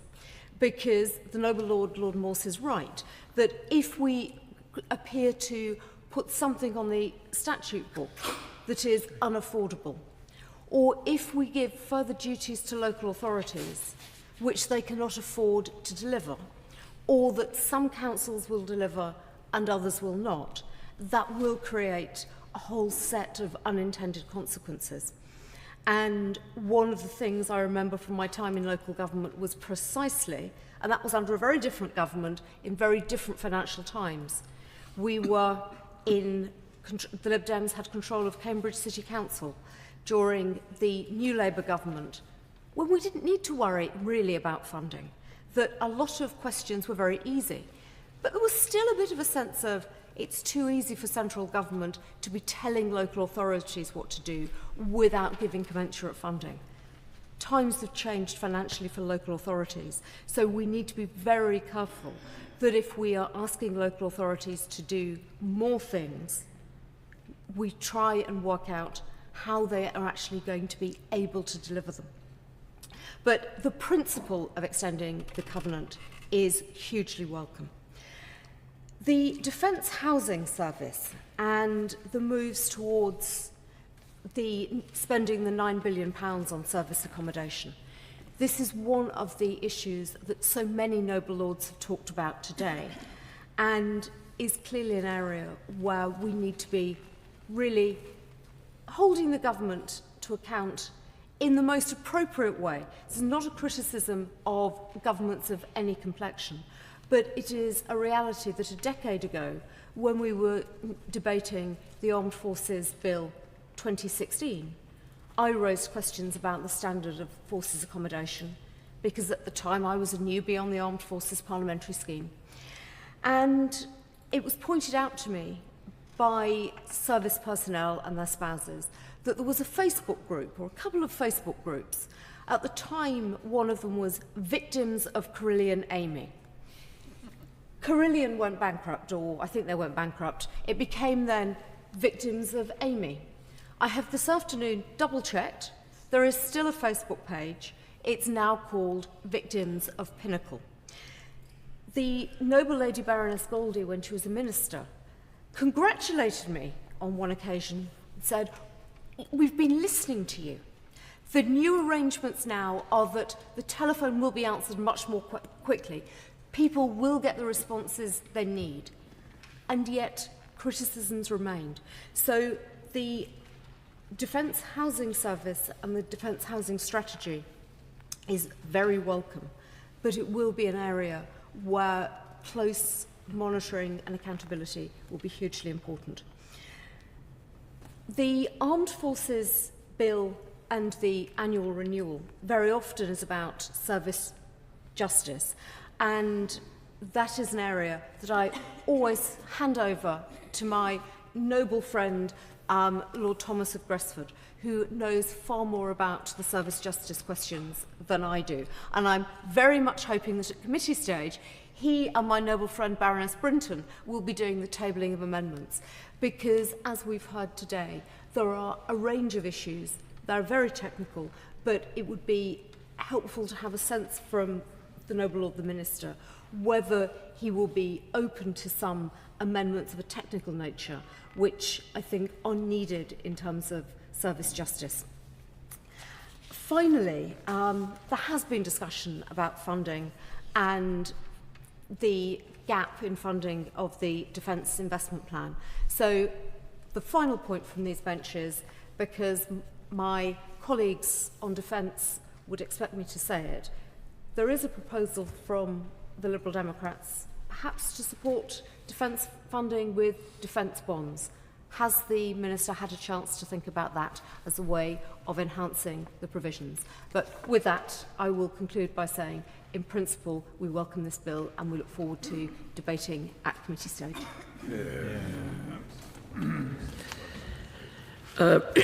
My Lords, sorry, I think I'm croaky with air conditioning.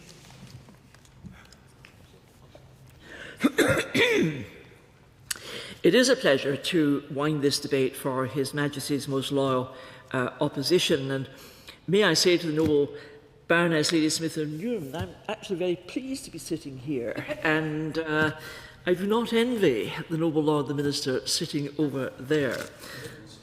But everything has its moment.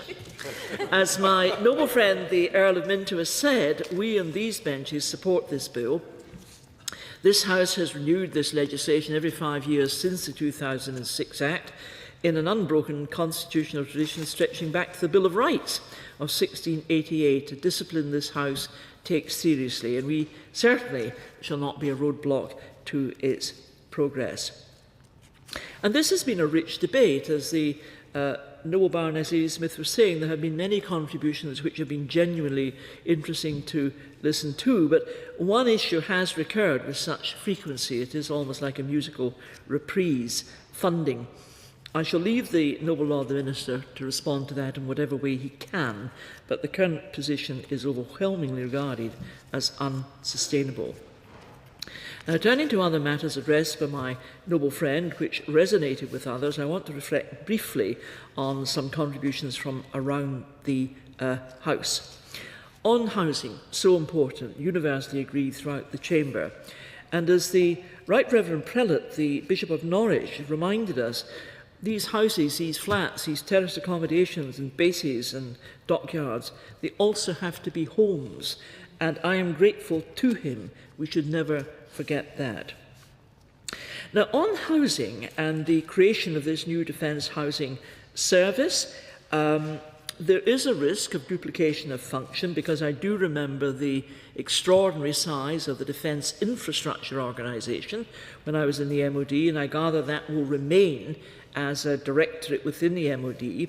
So if we have two organisations both claiming responsibility for defence estate, then duplication is not a hypothetical risk, and it's precisely the kind of institutional confusion this House should be pressing the government to eliminate before royal assent and not after. Now, I note that the new clause 343F gives the Defence Housing Service the power to form, participate in forming or invest in companies, partnerships, joint ventures or similar organisations. And I simply want to ask the noble Lord the Minister, why does the government see this as necessary? What kind of commercial vehicles does the Ministry envisage the Defence Housing Service establishing?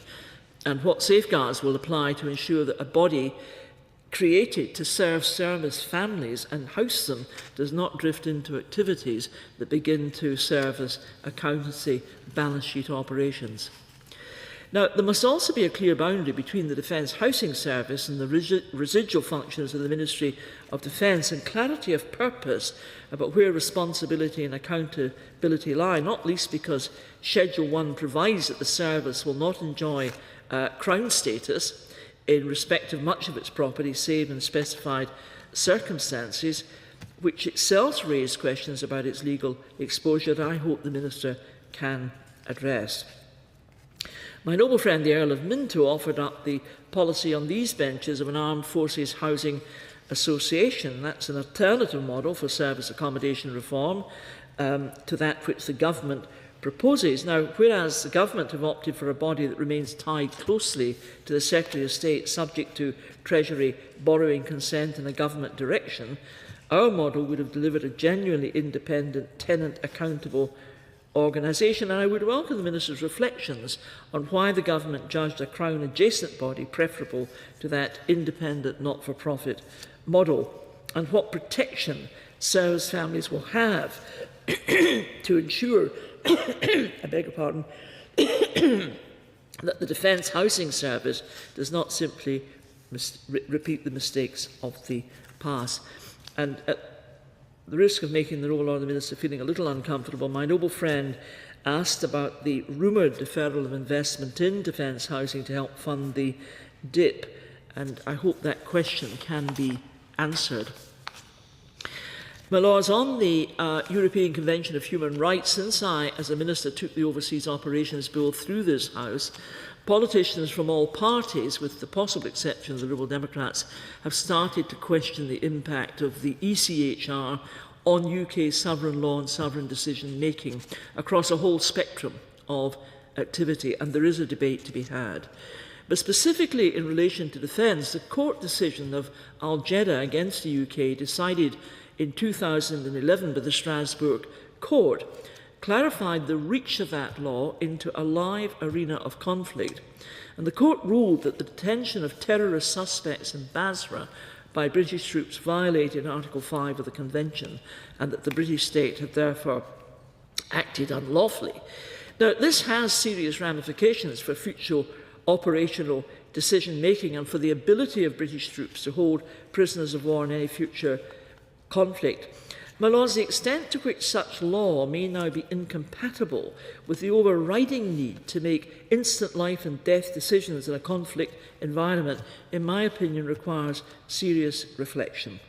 And I look forward to continuing this argument in committee, where our amendments will receive fuller scrutiny. And I hope the noble and gallant Lord Craig is feeling encouraged by my contribution.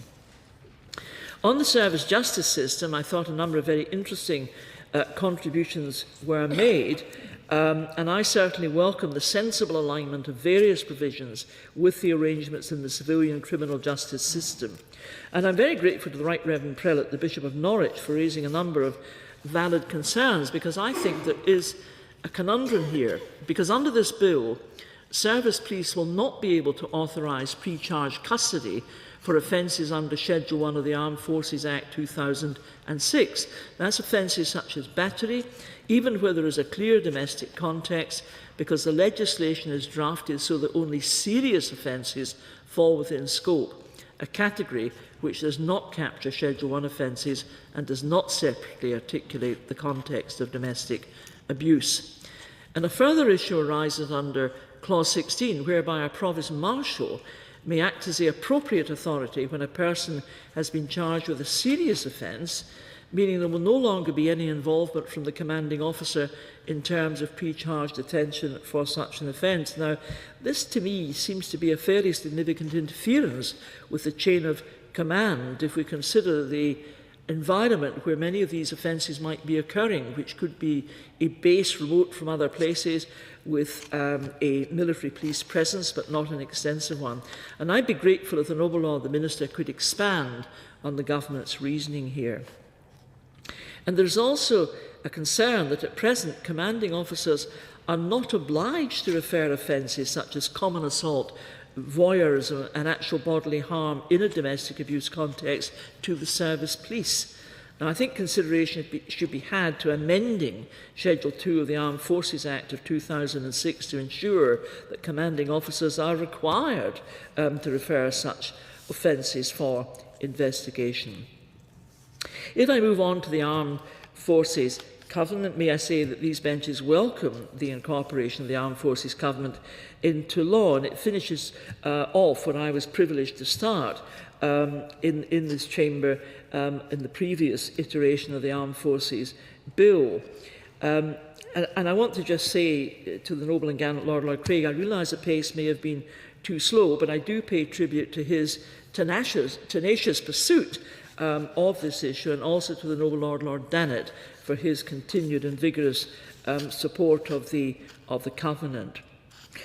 The previous government's reticence was through caution, because we do need to understand the consequences of such statutory incorporation. So further questions will follow, and it seems from the bill's attempt to define national authorities, local authorities, education authorities, health bodies, that this is far-reaching. But, my Lords, what about arm's length bodies, corporate bodies which deliver many of the functions detailed in Clause 2 of the bill? Could the noble Lord the Minister explain their omission from the bill? And as I approach the conclusion of my remarks, my Lords, on reserves, I think we all welcome the provisions in the bill to improve flexibility and create fluidity. And that is important because there are in civilian roles skills, expertise and niche specialisms which our armed forces need to be able to call on at short notice. And indeed the noble Baroness Lady Carberry gave, I think, some interesting examples to show how that could work in practice. But insofar as the active reserve is concerned and the laudable objective to increase their numbers by 20%, my noble friend the Earl of Minto indicated a proposal from these benches of a tax-free reserve service for the first 30 days of reserve service, and that seems to me a no-brainer. And I'm sure that my noble friend Lord Lancaster of Kimbolton's reference to the successful recruitment experience in Canada following a national conversation has not been lost on the noble Lord the Minister. So may I also pay tribute to my noble friend for the vital and important work which he is doing, and ask the noble Lord the Minister to take some of these ideas back to the department. My Lords, this has been a very useful and constructive debate, and I've highlighted the issues of particular significance to these benches, and I hope the questions which my noble friend Earl of Minto and I have posed this afternoon can be addressed by the noble Lord the Minister, and I've also tried to indicate where we expect to return to issues at committee.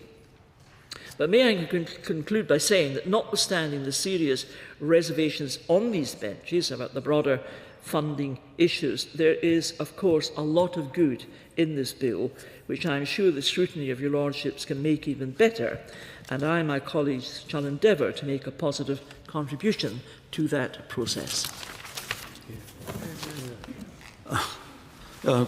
Can I thank the noble Baroness for winding up the debate and for the contribution of all noble members across the House. I did reflect, and I think the Opposition Chief Whip heard me say, I'm really pleased everyone's in favour of the bill. I'd hate to be answering a bill where everyone was opposed to it. I think I'd be in serious trouble answering all the questions and challenges and gaps that there were. So can I start by saying I'm so pleased that everyone's in favour of the bill. And I think somebody actually used the term, no they didn't, it was outside the chamber, they used the term non-controversial, so I won't use that phrase. That was outside the chamber, I emphasise. But not having said that, the serious point to make is that there are some very real points that noble members have made across the House about how a bill that they support could be further improved. And so I accept that and the challenge that there is for the government to take that forward. And as I said in my introductory remarks at the beginning, that actually we all want the bill to succeed because we support the aims. I'm grateful for, let me just deal with the points. We've had the debate about funding, and I appreciate that the noble Lord, the noble Baroness and the noble Lord will make the various points and will continue to make the point about funding, and I would make the same points back. But let's let that debate continue as it will. But I do just say on defence housing, which a number of noble lords, including the noble Earl Minto, right, I find it slightly, I don't often get irritated, and I'm not irritated, but I do find it slightly strange that a government that's committed £9 billion of public money over 10 years to improve housing is actually taken to task on it. That's all I would say. So let me just say the government's policy is to improve housing with respect to defence by £9 billion over 10 years. The state of, and it deals, I think somebody made the point about does it apply to single housing. The defence housing sort of, was it somebody, but anyway, what we're talking about here with the Defence Housing Service is family accommodation. There's a separate review going on with respect to single person accommodation, which we'll report in due course, and then the government will have to respond with respect to that. But that's a very clear answer, and I think we need to do. Let me just read on the defence, the DIO and the and its relationship alongside the Defence Housing Service, which the noble Lord Earl Minto and the noble Baroness raised. Let me just read this bit to make sure I get this completely right. The responsibilities of the Defence Infrastructure Organisation will continue to be provided as part of the National Armaments Director Group within the MOD, alongside the new Defence Housing Service, which will assume responsibility for the provision of family housing and the development of surplus defence land in line with the objectives set out in new section 343E1 inserted by Clause 3 of the bill.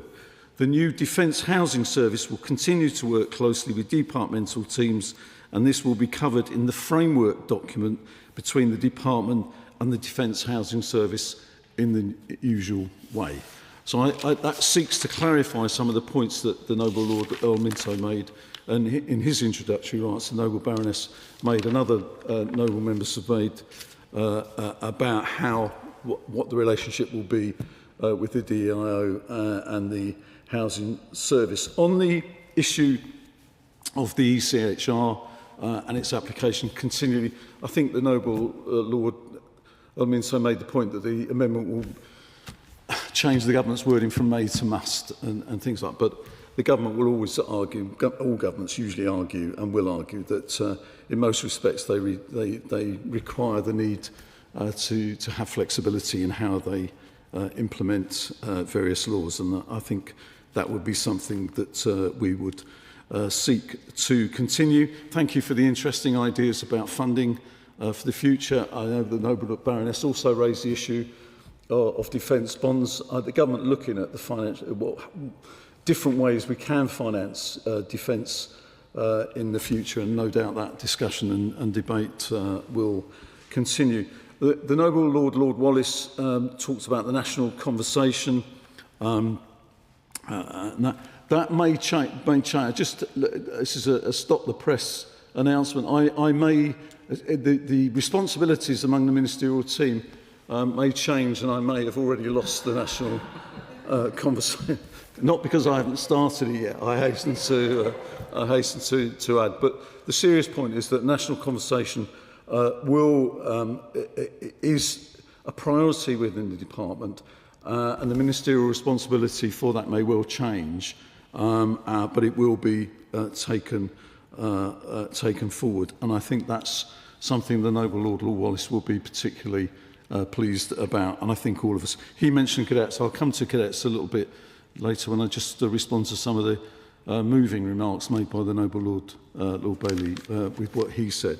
But I'll come to that. But clearly, the national conversation is extremely important, not least around how we support homeland defence.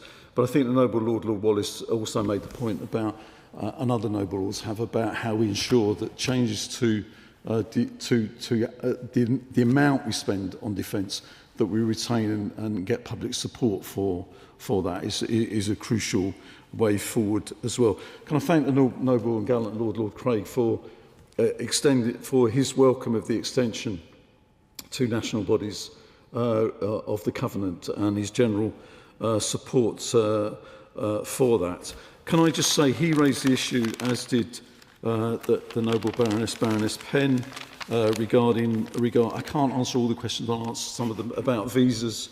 Again, the government's committed to scrapping visa fees for non-UK veterans who have served our country for 4 or more years and their dependents. And the MOD has started work with the Home Office to deliver this manifesto commitment. So that commitment remains around visa fees with respect to that. And I know the Noble and Gallant Lord Craig raised that, as well as the issue with ECHR, and he heard me say that with respect to that. Yeah, sure, of course. That the intention to proceed with it will be coupled with a date when it will be done. Noble Lord, that is always my intention, to actually, rather than just be aspirational, to actually try and demand change of the system. The Noble and Gallant Lord will know from his experience within his military service that even sometimes senior rank and senior ministerial rank does not always involve things moving quite as quickly as you would hope, but certainly it's not an aspiration, it's a desire to actually bring that about. So we will work with other government's departments to try and ensure that something happens as quickly as possible with that. The Noble Bishop, the Bishop of Norwich raised various things, again welcomed the Covenant, and indeed pointed out about, he heard what I had to say about single person accommodation with that, the importance of a whole society approach. And again, there's a number of Noble Lords have mentioned about service police, and we'll come back to some of those at committee to look at some of those.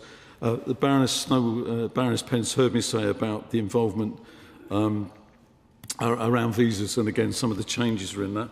The importance of paternity leave that she's mentioned, she raised that with me at another meeting outside this, and of course we'll look at that and see how we can take that forward. I think she mentioned an individual case as well. If she wants to write to me about that, then because I don't know the case that she meant, I can look into that for her as well. I think that's a... Can I just go back to the Bishop of Norwich? I thought it was a really interesting point, not just with respect to the Church of England, but faith organisations as a whole, and the moral dilemma there is between supporting armed forces and appearing to support war with respect, vis-a-vis being a peace-loving faith, which all faiths are. And I think that is a moral dilemma, but sometimes you prevent war by preparing for it, and I think that's the sort of difficulty with respect to that. Baroness Lane Fox made the point about housing. She heard what I had to say about that, but she made some other points about the need for transition support, learning and training. I think really important points to have made. Baroness Brinton made a number of very important points which were linked to Lord Thomas. I thought Lord Thomas's was a brilliant contribution, a legal. I actually understood it, which is not always the case. But I really did think it was in the way that he laid out some of the issues with respect to the cases that he referred to as the noble Baroness Brinton also pointed out. And I think what we're doing is looking at how I don't want to say too much because there's ongoing legal issues with respect to that, but there are certainly things that there's discussions taking place about how we take it forward. The legal advice that I've had is this, and this is for Baroness Brinton as well as Lord Thomas. The Visiting Forces Act 1952 sets out the legal basis for how jurisdiction for criminal offences is decided between the UK civil authorities and a Visiting Forces Service court-martial. This is implemented in practice by the police, the Crown Prosecution Service and the UK courts as part of the criminal justice system. Following the deeply distressing recent case, officials are working across government to establish the full facts of how this process was enacted for this case. And if needs be, regarding some of the other things regarding Baroness Brinton, I will actually make sure that we come back to the answers to the questions that she raised at committee when I've had a full legal response to what the answers is to many of the things that she asked. But I thought they were really important. I will bring that forward and obviously share them. Well, obviously if I bring it to committee, it'll be people will see. Can I thank Lord Lancaster for the points he raised about the strategic reserve? And again, I think the point about data and the digitalisation of the system strikes me as one of those important things that just seems we ought to be able to just sometimes get on with these sorts of things. I take the point that Lord Lagan says, and we'll continue the debate around resources. I do not think, the only point of contention with the Noble Lord, I don't think we've smashed our special relationship with the United States. I really don't. There are ups and downs with it, and sometimes it's difficult. But I think the UK-US relationship is of immense importance to our country and continues to be so. Can I thank Lord Dunnett for his points, Noble and Gallant Lord Dunnett, again for his points that he's made. And again, he will know that we're working hard to ensure that historic wrecks that we do all we can to properly work with respect to that.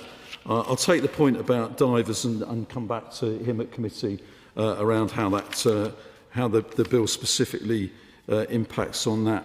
Can I thank my noble friend Baroness Carberry for her remarks and again the importance that she made both with respect to reserves and not underplaying the role of the active reserves and the importance of employers being on side. I completely agree with that.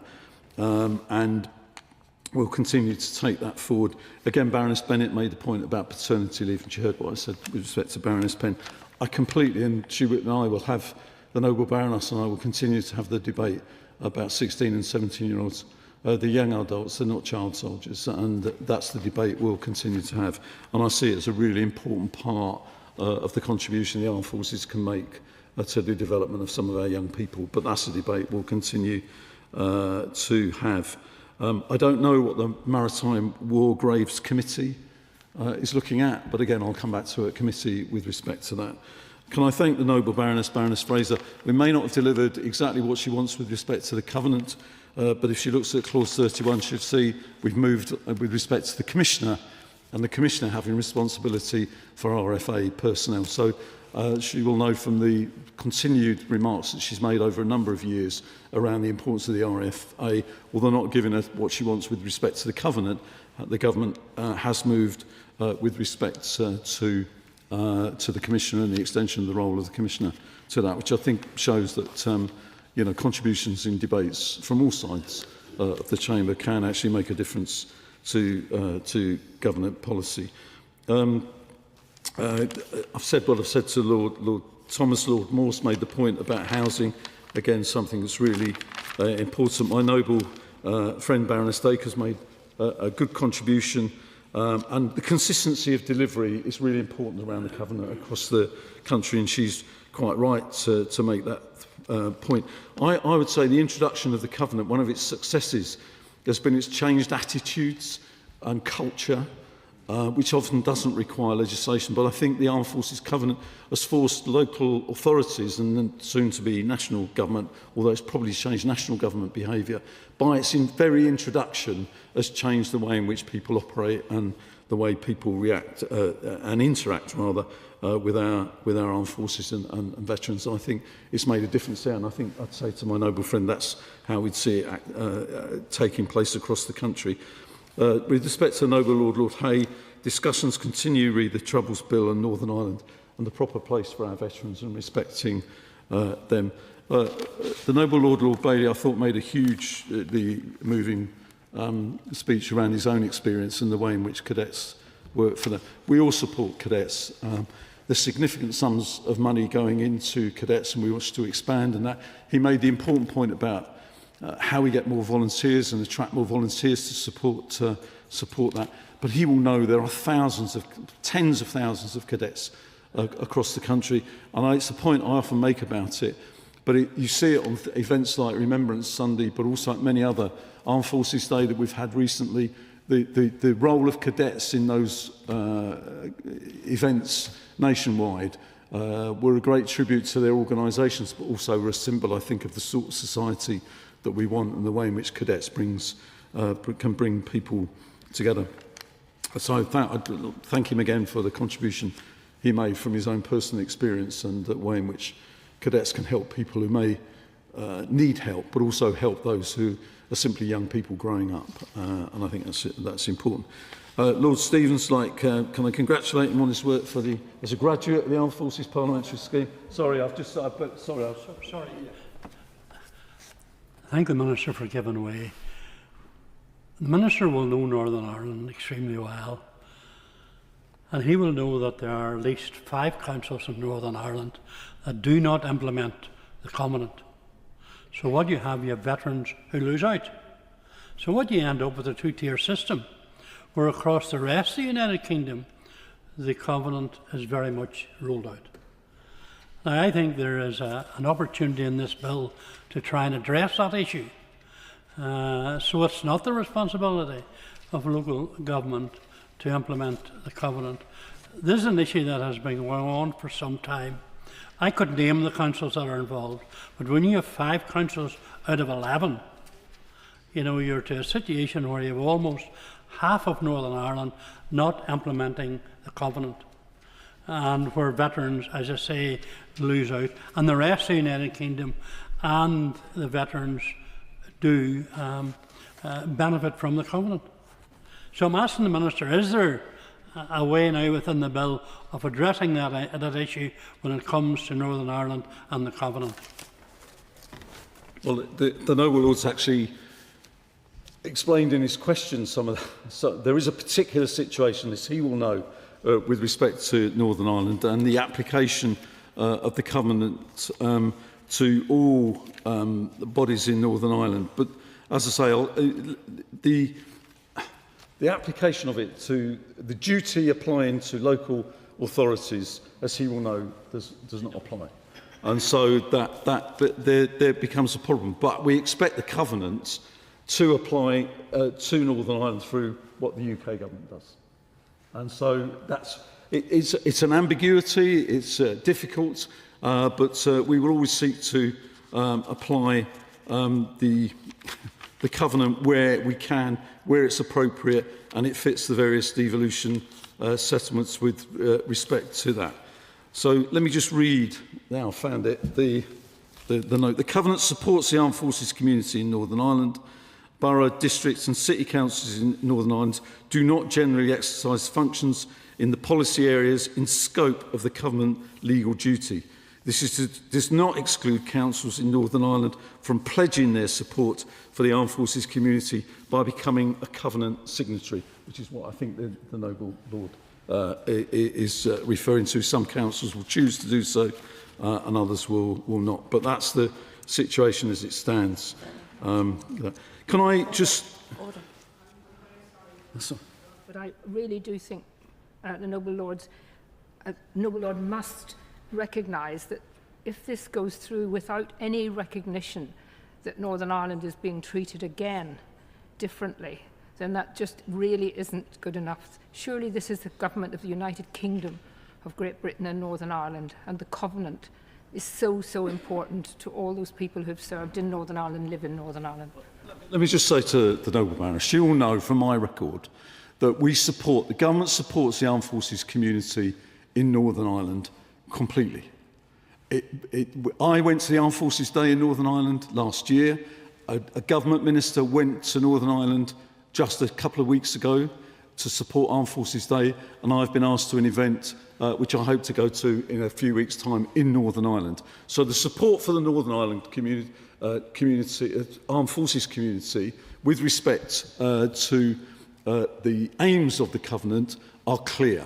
But what we seek to do is to recognise the reality that's there. Councils can, if they wish to do so, pledge themselves to the Covenant, and a number have done, but some have chosen not to. But all I would reiterate is the government's support for the Armed Forces community in Northern Ireland. Let me just finish with respect to a couple of things, if Noble Lords don't mind. I think with respect to Lord Stevens, let me have a look at a couple of the remarks that he made.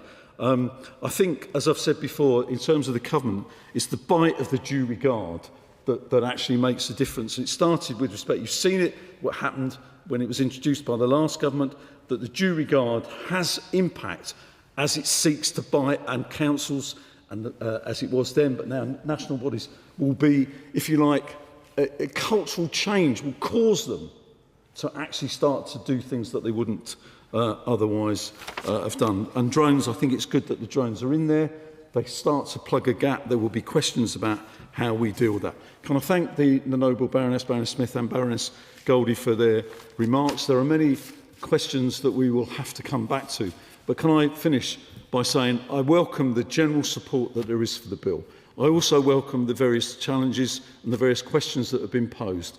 And we'll seek to address those and seek to move forward in a constructive way.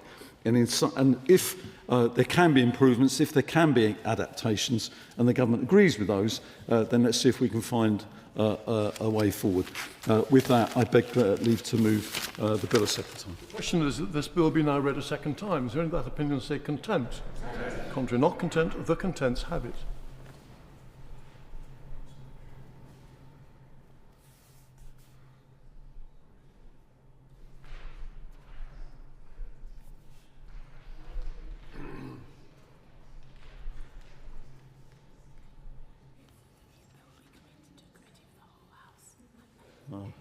Oh, right, this is interesting. Right. Can to move that the bill be committed to a committee of the whole House, and that it be an instruction to the committee of the whole House that they consider the bill in the following order, as laid out on the order paper. The question is that this motion be agreed to. As many of that opinion will say content. Contrary, not content, the contents have it. My Lords, I beg to move that the House do now adjourn. That the House do now adjourn.